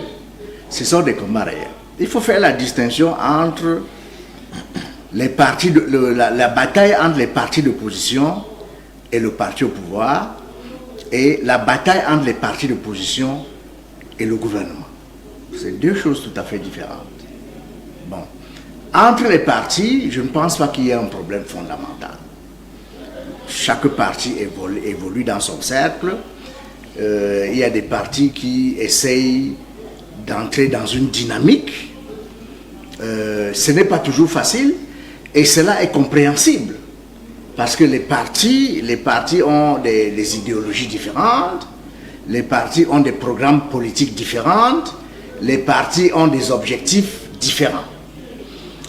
Normalement, chaque parti politique a pour objectif l'accession au pouvoir suprême. Mais il y a des partis qui vous diront que eux, ils n'ont pas pour objectif l'accession au pouvoir suprême.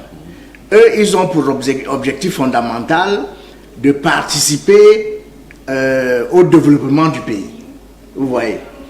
Donc, les dissensions entre les partis peuvent s'expliquer par les différences idéologiques, par des différences programmatiques, par des différences au niveau des ambitions des leaders des partis. Et je pense que ces différences entre les partis sont toutes normales. Mais la vie politique au Cameroun n'est pas très polarisée parce qu'il y a une multitude de partis politiques. Vous voyez, si vous prenez un pays comme les États-Unis, il y a globalement deux partis politiques. Il y a les républicains et il y a les démocrates. Ceux qui s'amusent souvent à se présenter comme des candidats indépendants à l'élection présidentielle, parce qu'ils n'ont pas une machine derrière eux pour les supporter, ne peuvent pas arriver à la présidence des États-Unis. Mais dans notre pays, nous avons beaucoup de partis politiques. Je crois savoir que nous sommes à plus de 200 partis politiques aujourd'hui. Autour de 300, je crois. Voilà, 320, autour de 300. 320 partis politiques. Bon, alors, il faut qu'on se pose la question de savoir, un pays qui a à peu près 25 millions d'habitants, a-t-il besoin de tant de partis politiques? C'est la question qu'on doit se poser. Est-il possible de se faire entendre quand vous êtes si nombreux? C'est donc ça, c'est ça le problème. Donc je pense que chaque parti doit se regarder dans le miroir et se poser la question de savoir qu'est-ce que je dois faire pour être efficace. C'est ça la question à laquelle chaque parti doit chercher à répondre. Mais au-delà de ce questionnement, professeur, il y a que les plateformes politiques dans l'opposition qui naissent ont sensiblement les mêmes revendications, c'est-à-dire qu'il y a un code électoral consensuel qui voudrait également que ce ne soit pas uniquement les procès-verbaux des LECAM qui fassent foi en cas lorsqu'il y a une disparité, lorsqu'il y a une divergence au niveau, ou alors une question qui se pose sur la fiabilité des résultats, et qu'on ait un scrutin présidentiel à 2 tours. Donc on vous dit qu'il faut qu'on passe au bulletin unique entre autres. Mais je veux dire à ce niveau... Les revendications sont toujours les mêmes. Mais depuis ça n'a pas changé. Pourquoi ces partis n'arrivent pas à avoir une plateforme commune? Vous voyez? Donc il y a un problème dans la démarche qui peut conduire à un résultat probant. N'est-ce pas? Parce que si vous vous êtes fixé des objectifs, maintenant vous devez déterminer la méthode qui vous amène à gagner. Et si vous n'arrivez pas à vous entendre sur la méthode, vous n'avez pas de raison d'exister. C'est ça en réalité. Parce que je peux vous dire, je connais très bien l'histoire politique du Cameroun. Quand le SDF naît, le SDF est extrêmement populaire. Le SDF a eu à un moment, dans l'histoire du Cameroun, 40 députés à l'Assemblée nationale. Petit à petit, l'influence du SDF s'est effritée comme peau de chagrin. Donc le SDF doit se demander pourquoi petit à petit cette influence s'est effritée. J'exclus les années de 2016 à celle d'aujourd'hui, au cours desquelles 2017-2021, au cours desquelles la naissance des revendications sécessionnistes a effrité de manière dramatique la base du SDF. Mais avant 2017, année après année, élection après élection, la base du SDF s'est effritée. Il en est de même de l'UNDP. Et on ne peut pas dire que ce sont uniquement les actions du gouvernement d'une part et les actions du parti au pouvoir d'autre part. Il faut que ces partis se regardent en face. Parce que certains de leurs dirigeants ont dit clairement sur des plateaux de radio et de télévision que les raisons fondamentales pour lesquelles l'influence de ces partis a diminué résident dans la manière dont ces partis sont dirigés. Vous voyez? Si le parti au pouvoir met les bâtons dans les roues dans certains partis, dans les roues des autres partis politiques, cela relève de la bataille politique. Vous croyez que quand les démocrates sont au pouvoir aux États-Unis, ils facilitent la vie aux républicains. Quand les républicains sont au pouvoir, ils facilitent la vie aux démocrates. Il y a le chef du groupe parlementaire au Sénat avait dit à Barack Obama, je voterai systématiquement contre tous les programmes que Barack Obama enverra. Donc, il ne faut pas accuser uniquement le gouvernement d'une part et le parti au pouvoir d'autre part. Merci. Les raisons pour lesquelles ces partis-là ont dégringolé, n'est-ce pas, sur l'échiquier national en termes de représentation, tiennent aussi un mode de gestion. Je vous prends un exemple. Année après année, le SDF a exclu des militants phares de son parti. Année après année. Vous pouvez regarder, ils sont partis. Vous voyez, l'UNDP ne les a pas exclus, mais ils sont partis. Chiroma est parti, Mustafa est parti, etc., etc. Vous voyez, un parti ne peut pas perdre ses hommes phares au jour le jour et avoir la même force. Un parti ne peut pas délaisser sa base et venir vivre à Yaoundé et penser qu'il va continuellement gagner les élections. Ce qui arrive à certains partis politiques, c'est ce que Foncha, comment il s'appelait, le professeur Fonlon avait dit, n'est-ce pas, que ces gens-là, ils représentent la bourgeoisie de Yaoundé. Et on voit ça avec... pour que le pays, le parti reste à flot, il faut aller à la base constamment. Et vous voyez que les militants du RDPC qui sont au pouvoir, très peu passent le week-end à Yaoundé. Ils sont toujours chez eux. Ils sont toujours chez eux parce qu'il faut continuellement raviver la flamme. Moi, je vous dis, je suis communicant du RDPC. Je ne peux pas passer 2 semaines sans aller chez moi. Je ne peux pas passer 2 semaines sans aller chez moi. Quand les gens me voient chez moi, dans mon village, dans mon canton, ils disent non, non, le prof est là. S'il y a un problème, il me le pose. Et la mobilisation. C'est comme ça qu'on entretient les partis. Non, il y a un problème de proximité. Il y a un problème de proximité. On ne fait pas vivre un parti à partir de Yaoundé. Merci, c'est ça le problème. Le temps aussi. Le timing essayer de justifier la mascarade qu'ils ont dans le système électoral. Permettez que François. Non, il faut bien qu'on s'entende sur ce plateau.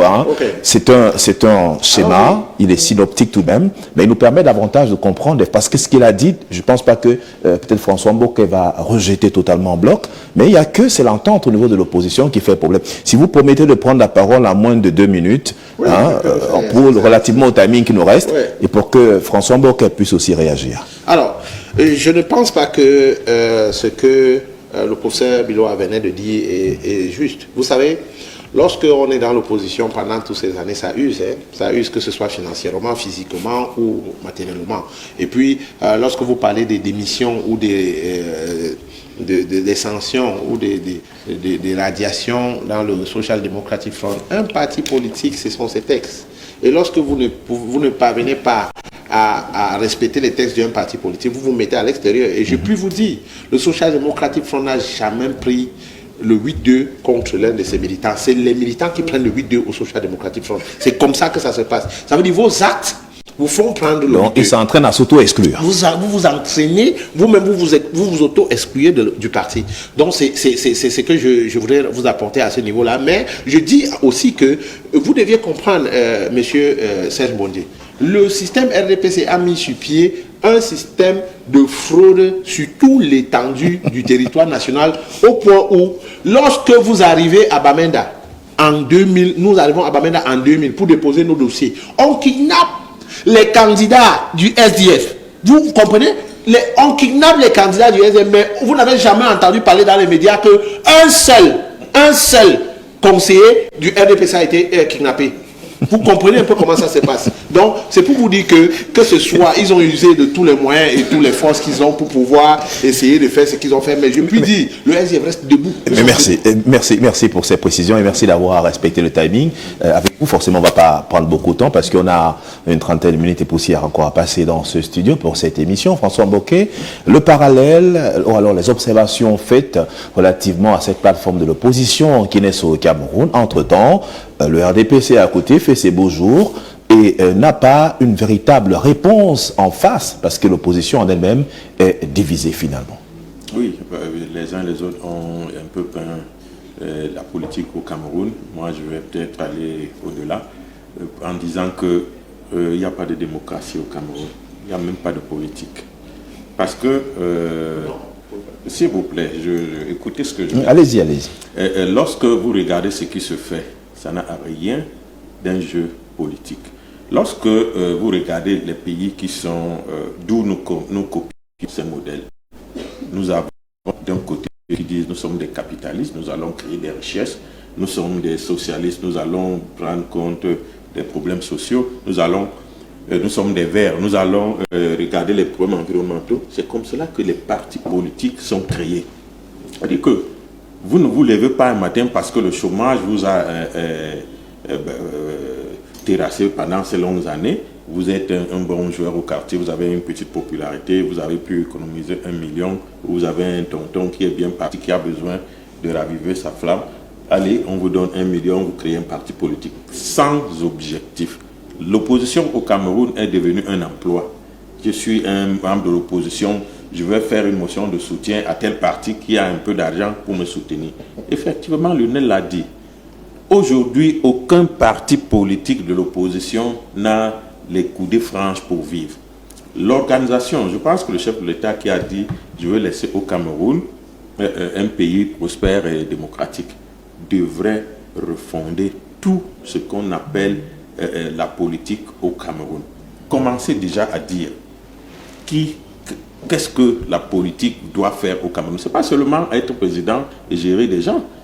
Je pense qu'un président de la République a d'abord un programme de société qui permet que les gens viennent à voter. Quand le professeur va tous les deux semaines au village, bon, je veux seulement calculer qu'il soit en bal-maillot et qu'il doit payer chaque week-end 5 000 pour aller au village parce qu'il va aussi boire quand même de l'eau. Calculez ça à la fin du mois.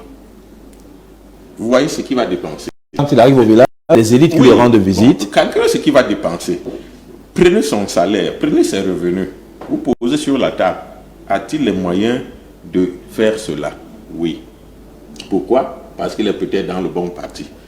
Bon, vous prenez mon frère Maurice à côté, qui a aussi sa population électorale, qui est plus loin. Voilà, qui est plus loin, qui a besoin de 20 000 juste pour le transport et qui n'a pas les mêmes moyens que le professeur. Vous voyez, il y a à ce niveau, les enjeux déjà changent. Parce que vous ne pouvez pas faire la politique sans les moyens. Regardez les opposants au président de la République dans les années 90, ils sont presque tous morts et pauvres. Ils sont presque tous morts et pauvres. Pourquoi? Parce que vous ne pouvez pas, c'est inadmissible, vous ne pouvez pas tenir longtemps, 20 ans dans l'opposition, dans les conditions actuelles. Vous prendrez l'argent où? Nous, du SDF, on peut vous dire. Mais vous tenez parce que vous êtes financé. Au moins, vous avez quand même, je pense, 1 milliard quelque chose par année dans le cadre de financement de partis politiques. Si, il y a 3 milliards qui sont distribués à tous les partis, le SDF a souvent... Mais les chiffres sont publics, cher ami. Les chiffres sont officiels. Ils sont publics. Permettez que j'achève. La vérité blesse, mais souffrons qu'il s'exprime. Faire une analyse pour comprendre. Donc il y a beaucoup d'argent derrière. Si monsieur le professeur Buloa dit que demain, je fais la une de Cameroun Tribune, personne ne va interdire. Parce que c'est quand même le RDPC. S'il dit, je serai l'invité de dimanche midi. S'il dit, je serai aux 20h à la CRTV, il aura tout cela.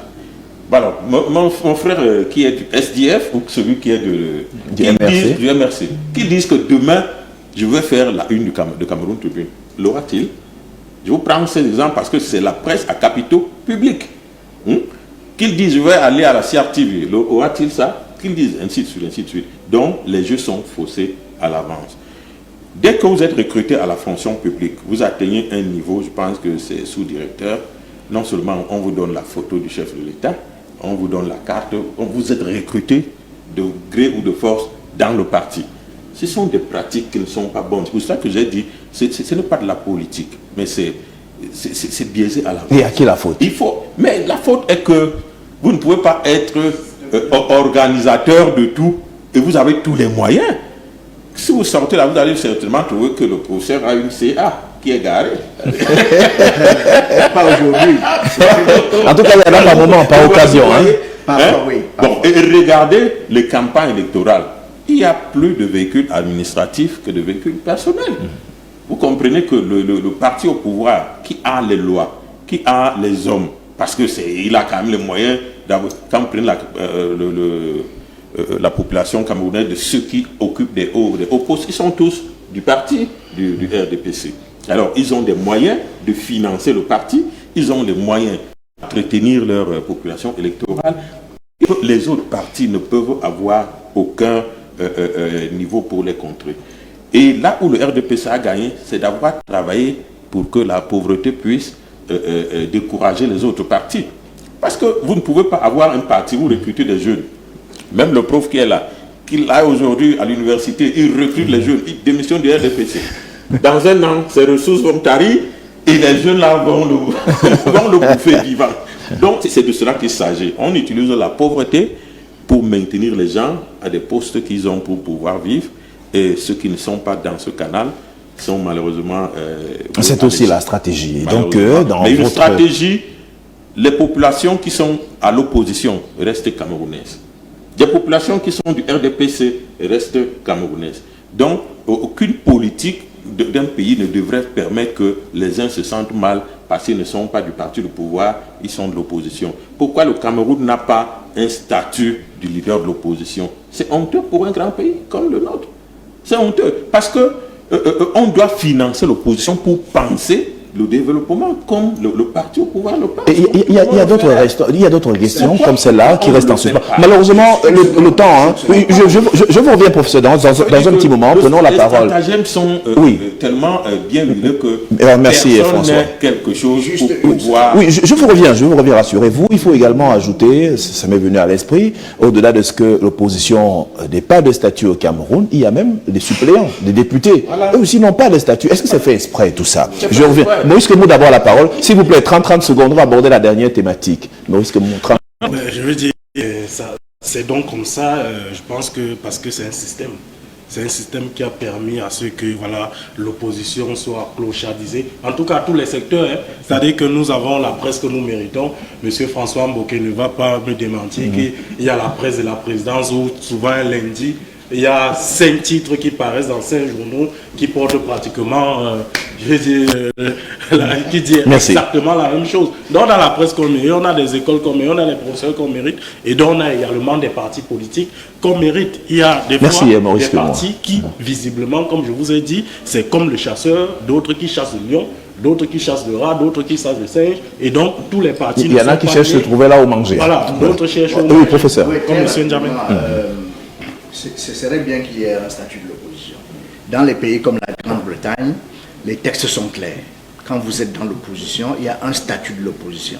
Même au Tchad. Même au Tchad. Maintenant, ce qui pourrait rendre difficilement le soutien de l'État à l'opposition, c'est cette multitude de partis politiques.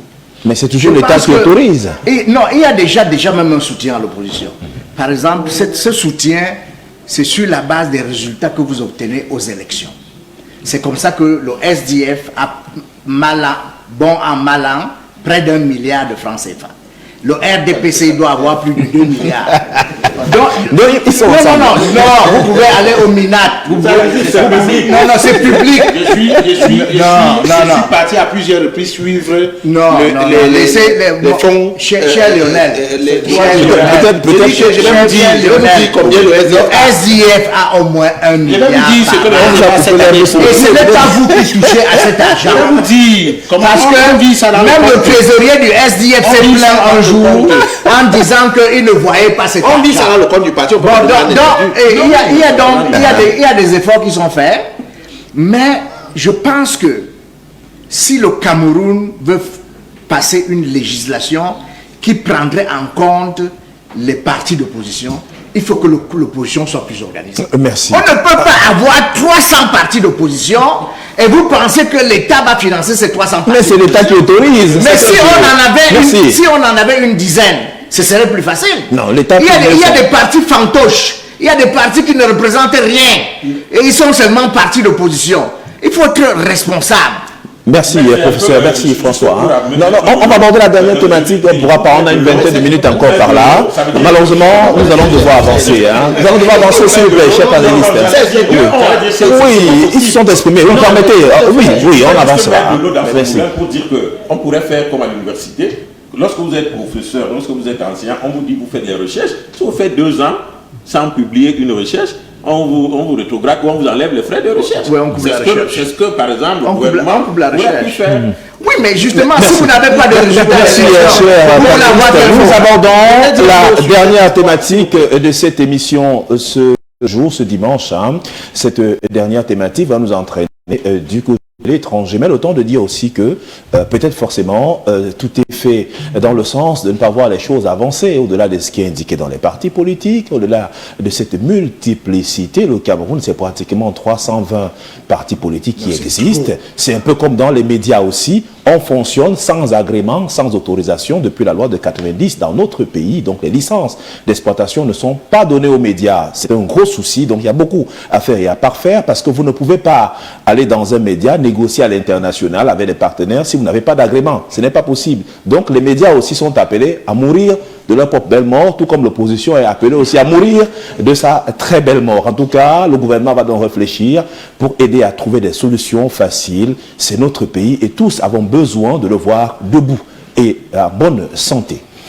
La dernière thématique de cette tranche d'antenne ce dimanche nous entraîne à l'international, la Côte d'Ivoire tout naturellement. Nous parlons de cette rencontre au palais présidentiel mardi dernier entre Alassane Dramane Ouattara et Laurent Gbagbo. Il était question pour ces hommes de faire la paix. Pratiquement 10 ans, ils n'ont pas eu l'occasion de se rencontrer physiquement.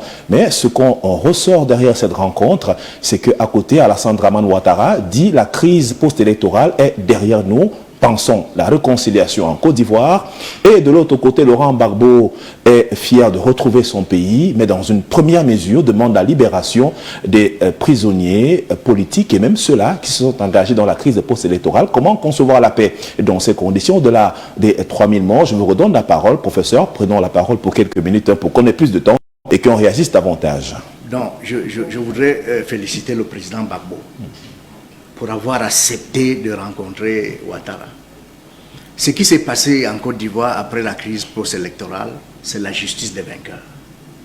Parce que on a envoyé Gbagbo en prison à la Cour pénale internationale parce qu'il aurait commis des exactions. Mais il n'était pas le seul à avoir commis des exactions. L'autre camp avait aussi commis des exactions. Eux aussi, ils auraient dû être à la CPI.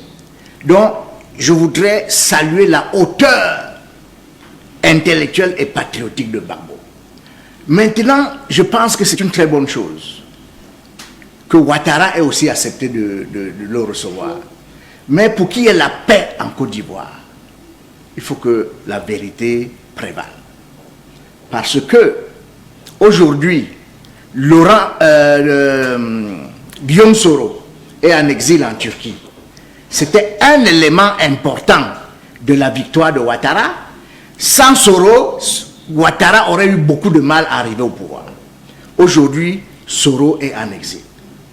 Pour qu'on ne reprenne pas les mêmes et on recommence les guerres, je pense que la vérité doit sortir et il faut que tous les Ivoiriens soient autour de la table et il faut faire revenir Guillaume Soro en Côte d'Ivoire. Sur la table de négociation, parce qu'on sait également que Guillaume Soro est parmi ceux-là qui ont conduit les troupes rebelles du Nord pour le Sud avec le général Ouattara entre autres, mais sauf que cette crise qui a fait autant de morts, Lionel Koungaba, dans un premier temps, lorsque Laurent Gbagbo part de La Haye pour la Côte d'Ivoire, il y a eu tout un arsenal qui a trait à la sécurité, donc la mise en place proposée par le pouvoir d'Abidjan.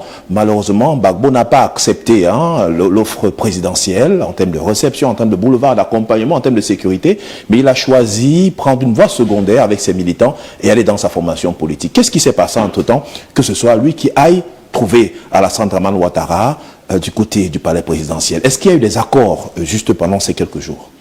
Alors, je crois que la Côte d'Ivoire est un exemple que les autres pays africains devaient copier, parce que si la politique doit toujours résulter au mort, il y a un problème.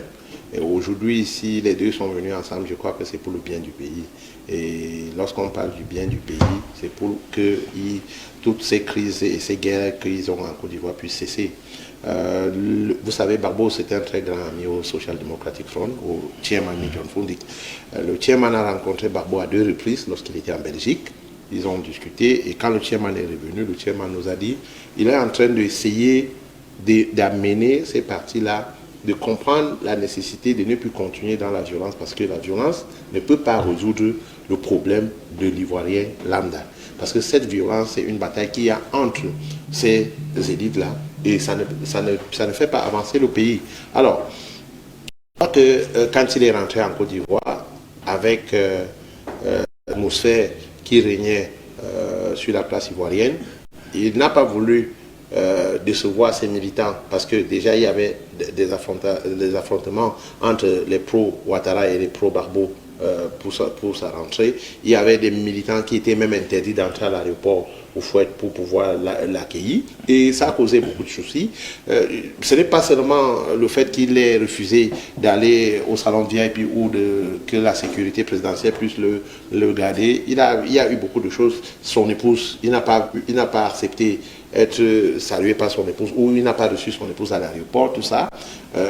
Je crois que si vous êtes un homme d'État, si vous avez le peuple en cœur, vous laissez tous les problèmes derrière et vous regardez le futur. C'est la même chose que les gens ont vu lorsque le chairman a rencontré le président de la République. Je voudrais que les Camerounais puissent un peu voir dans ça le devenir de la Côte d'Ivoire, ce que les Ivoiriens vont gagner, et encore l'arrêt des morts. Si aujourd'hui la rencontre qu'il y a eu entre Gbagbo et Ouattara peut bénéficier à ceux qui sont en exil, ceux qui sont en prison et ceux-là même qui s'affrontent chaque jour sur la scène politique ivoirienne, je crois que la Côte d'Ivoire gagnerait plus. Elle gagnerait davantage, même si d'aucuns disent pour l'instant, au-delà de la justice des vainqueurs, comme on l'a indiqué dans ce plateau, il faut bel et bien que quelqu'un réponde des 3000 morts de la crise post-électorale de 2010 du côté de la Côte d'Ivoire. Maurice Kemou, il peut avoir eu des accords entre-temps avec l'appui de la communauté internationale qui forcément manœuvre pour qu'il y ait plus enregistré en Côte d'Ivoire, qui est la paix autour de ces acteurs politiques. C'est vrai qu'il y a des acteurs qui manquent, mais pour l'instant, on peut tout de même signifier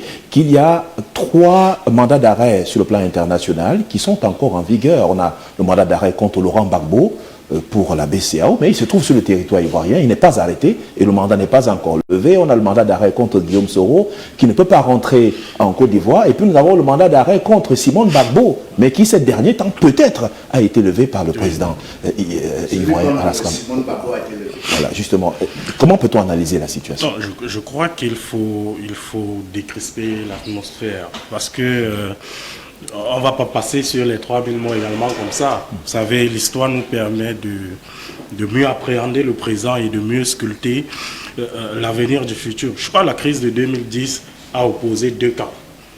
Le camp de ceux qui ont pris les armes pour déstabiliser les institutions de la République, donc le camp de M. Ouattara, et le camp de Gbagbo, qui avait été élu donc, et il avait même prêté serment, il me semble, avant d'être rattrapé par les armes. Donc je dis, aujourd'hui, il y a eu 3000 morts. 3000 morts, forcément, quelqu'un est coupable de ces 3000 morts. La CPI a jugé le président Gbagbo et son ministre de la Jeunesse, Charles Blé Koudé. Aujourd'hui, ils sont libres de leur mouvement, donc ils ont été acquittés de toutes les charges qui pesaient contre eux. On peut donc se poser la question de savoir, mais qui est donc coupable des 3000 morts qu'il y a eu en Côte d'Ivoire? Et donc, s'il y avait 2 camps, Il me semble donc que c'est l'autre camp. Donc on ne va pas passer sur 3000 morts comme ça. Je pense qu'il faut rétablir la vérité. Maintenant, je pense que le président Ouattara est en train d'aller dans ce sens parce qu'il a créé un ministère dédié à la réconciliation nationale, etc. Dirigé par Konan Bertien. Kwadio, voilà. Kwadio Konan Bertien. Aujourd'hui, je pense que le ministre Charles Blé Koudé veut rentrer dans son pays. C'est vrai qu'il a été enrôlé l'autre jour au niveau de l'ambassade pour obtenir son passeport, mais tout comme le président Ouattara est rentré, la décrispation, tout comme le président Gbagbo est donc rentré, il faut que ce soit le ministre Charles Blé Koudé qui lui-même, avec le président Gbagbo, avait été condamné par contumace, je vois 20 ans de prison, que toutes ces charges-là soient levées pour justement décrisper l'atmosphère. Parce qu'aujourd'hui, je crois que la Côte d'Ivoire va aller vers cette réconciliation nationale, mais il faut que justement on décrispe l'atmosphère pour que les événements de 2010 vraiment que ce soit ne reviennent plus sur la table. Hein. Ça a été un très grand esprit et une volonté de voir changer la Côte d'Ivoire. On a vu la rencontre entre ces deux hommes, même si d'aucuns voyaient en filigrane des signes d'une certaine hypocrisie qui ne disait pas son nom. Alassane Dramane Ouattara a présenté également ses condoléances à Laurent Gbagbo qui a perdu sa maman. Malheureusement, il n'a pas pu assister aux obsèques. Et c'était l'une des volontés de l'ancien président ivoirien de retourner chez lui et d'aller sur la tombe de sa maman, pleurer un tout petit peu. Il avait dit que c'est l'une des conditions pour lui, pour reprendre la politique. Il faut que les gens sachent que la politique, c'est un jeu. Et c'est le lieu par excellence très souvent de la violence, y compris symbolique. Quand vous regardez l'histoire politique de la Côte d'Ivoire, vous comprenez beaucoup de choses. C'est-à-dire que si on revient à Houphouët avait pour premier ministre Ouattara. Quand Houphouët est mort, c'est Bédié qui a pris le pouvoir. C'est Bédié lui-même qui a soutenu la candidature de Ouattara en 2010, qui a empêché Ouattara en 92 d'être à travers le concept de l'ivoirité. Après, Gbagbo a pris le pouvoir, après que Gueye est mort, et vous voyez, le même Gbagbo a été combattu par celui qui est en exil aujourd'hui, le soutien de Ouattara, Guillaume Soro. Aujourd'hui, Guillaume Soro lui-même soutient de Ouattara et en exil. Donc vous comprenez que la politique c'est un jeu. A facilité le retour de Ouattara en Côte d'Ivoire et lui a permis de candidater à l'élection présidentielle de 2010. Donc quand vous regardez toute cette scène-là, vous comprenez que vraiment la politique c'est un jeu et on peut être des amis aujourd'hui. Et demain mais ce qu'on déplore, c'est quand il y a autant de morts. Absolument. Et c'est pourquoi, d'ailleurs, nous, au Cameroun, on a dit on veut faire la politique autrement et on veut conquérir le pouvoir présidentiel. Et en se pliant aux institutions de la République, surtout. Absolument. Voilà, c'est très important. Absolument. Et puis, par la suite, il faut également regarder dans ce schéma, François Bokeh, c'est que il y a deux jeunes qui sont leaders, ils appartiennent à la Fédération estudiantine de Côte d'Ivoire, la FESI. Vous avez Guillaume Soro, vous avez Blé Koudé, qui sont les deux jeunes encadrés par les deux grands hommes d'État, c'est-à-dire Gbagbo et Ouattara. Et sont ces deux jeunes, un qui devient ministre de l'autre aide à reprendre le pouvoir, les deux travaillent, mais les deux se retrouvent dans une situation critique où ils ont besoin de plus d'espace. Le cas de Guillaume Soro qui a gravi pratiquement tous les échelons de l'administration en Côte d'Ivoire. Il était Premier ministre, président de l'Assemblée nationale. Dans sa tête, dans son esprit, c'est qu'il doit être président de la République. Maintenant, comment regardez-vous la Côte d'Ivoire, vu tout ce qui a été dit sur ce plateau, à l'étranger? En fait, les deux jeunes sont à l'étranger, il faut le dire. Soro et Blé Koudé sont encore à l'étranger. Ceux qui ont un certain âge, qui ont dirigé le pays, c'est-à-dire que lorsqu'on regarde Ouattara, on regarde également le président Laurent Gbagbo, on regarde Konan Bédié, tous sont sur place. Et ce n'est pas l'occasion de se dire des vérités et de repartir de plus belle, mais seulement trouver des moyens, comment rassurer le peuple ivoirien relativement à ces morts de la crise post-électorale. Je pense que ce serait une bonne voie de sortie pour Ouattara, qui fait un troisième mandat de trop, s'il faut le savoir. Gbagbo, qui on peut dire aujourd'hui est hors jeu politique, de même que Bédié. Il faut que ces aînés essayent de trouver des possibilités pour créer une Côte d'Ivoire stable. Cela se passe au travers d'un dialogue inclusif où ils vont déclarer qu'ils ne peuvent plus candidater à la présidence de la République. Parce que ces trois que vous citez sont ceux qui jouent avec les cœurs et les décisions des Ivoiriens. Dans tout ce qui se passe, vous allez trouver les mêmes trois, Bédié, Gbagbo, Ouattara. Alors, si on aime son pays, on ne peut pas totalement, on ne peut pas s'agripper à un pouvoir juste parce qu'on veut être président, alors que, vous savez, en Côte d'Ivoire aujourd'hui, les blessures sont encore profondes. Même dans la rue, vous allez rencontrer des chauffeurs, vous allez rencontrer des hommes, quand vous évoquez les événements de Côte d'Ivoire, des gens n'arrêtent pas de pleurer, même à ce jour. Comment on fait pour que les gens oublient? On crée un dialogue inclusif, si vous voulez appeler conférence nationale, comme vous voulez, où tous les acteurs vont venir, toutes les sociétés, toute la société et toutes les classes politiques et même sociales vont participer. Chacun va sortir ce qu'il a comme rengaine.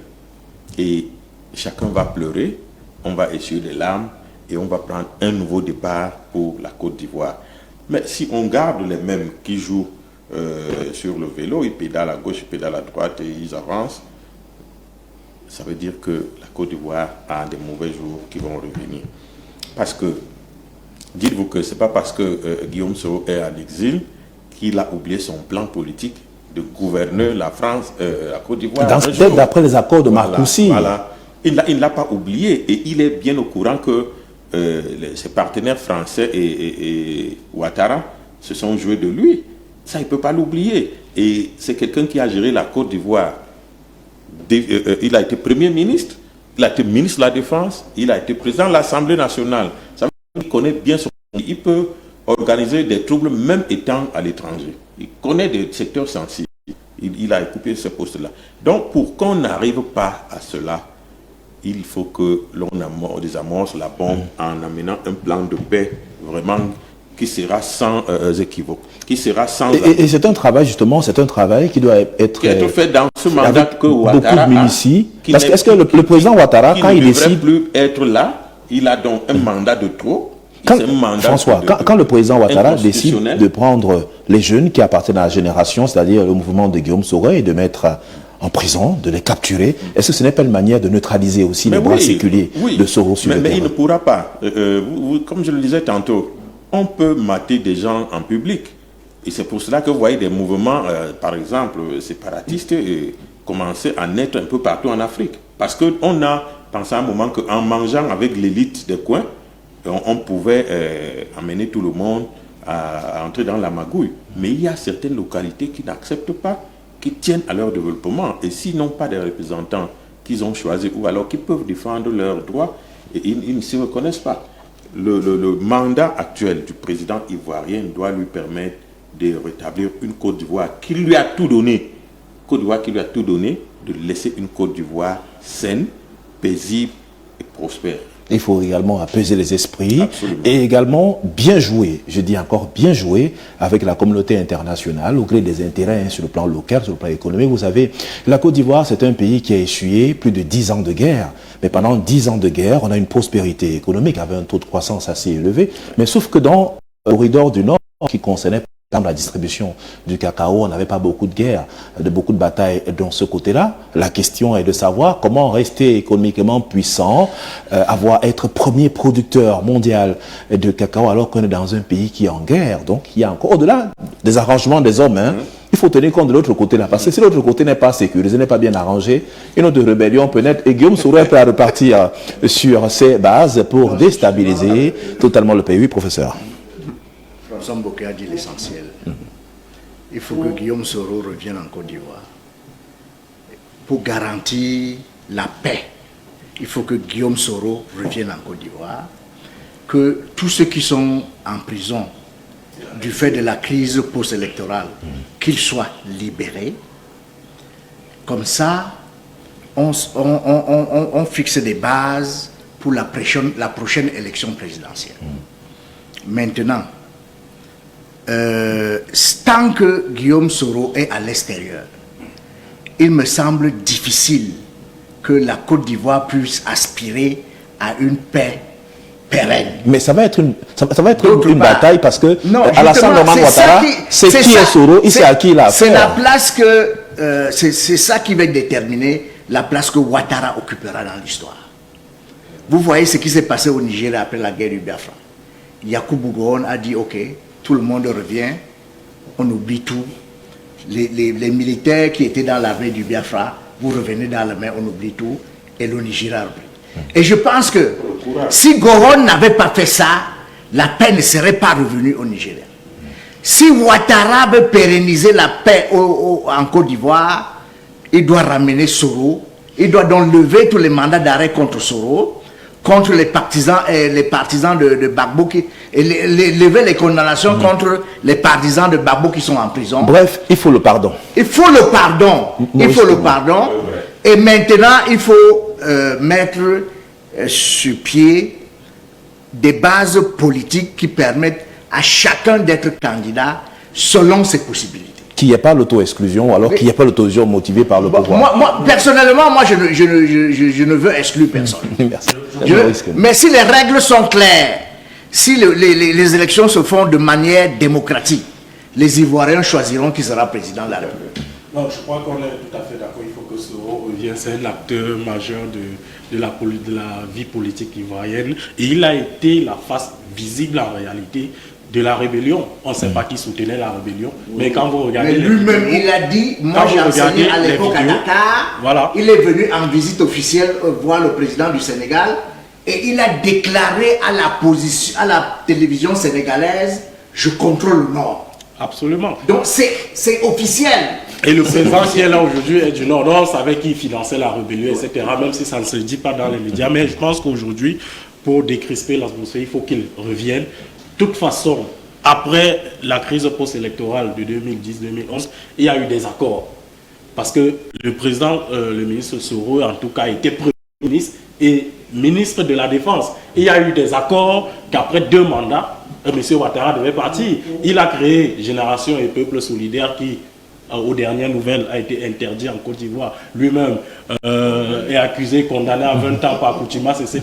Moi, je pense que tout ça là ne permet pas... C'est à ce niveau qu'il faut l'apaisement. Ouais, il faut qu'on autorise son mouvement. Il faut qu'on accepte son retour en Côte d'Ivoire. Donc, je pense que ça va permettre de décrisper. Et aujourd'hui, je peux donc faire mienne. Je peux donc faire mienne ces propos de Pierre Koneza qui nous enseigne que pour réduire les causes des conflits, il faut à notre monde des leaders politiques qui puissent renoncer au capital politique qu'un discours belliciste peut apporter.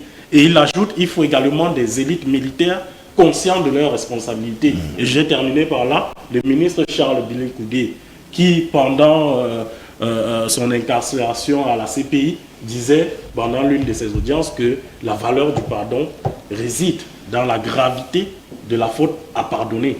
La valeur du pardon réside dans la gravité de la faute à pardonner. Donc aujourd'hui, je pense que les Ivoiriens doivent se pardonner les uns aux autres pour qu'on ne revive pas 2010. Merci à tous d'avoir participé à ces échanges ce dimanche. Professeur Edmond Biloa, vous êtes un vice-recteur de l'université de Yaoundé 2 et vous êtes également communicant du Rassemblement démocratique du peuple camerounais. Merci d'avoir été parmi nous ce dimanche. On espère vous avoir encore très bientôt pour plus d'explications. On s'est senti dans un amphi ici avec vous à échanger. Merci pour tout. Merci de le Kongaba, vice-président national des jeunes du Social-démocratique Front.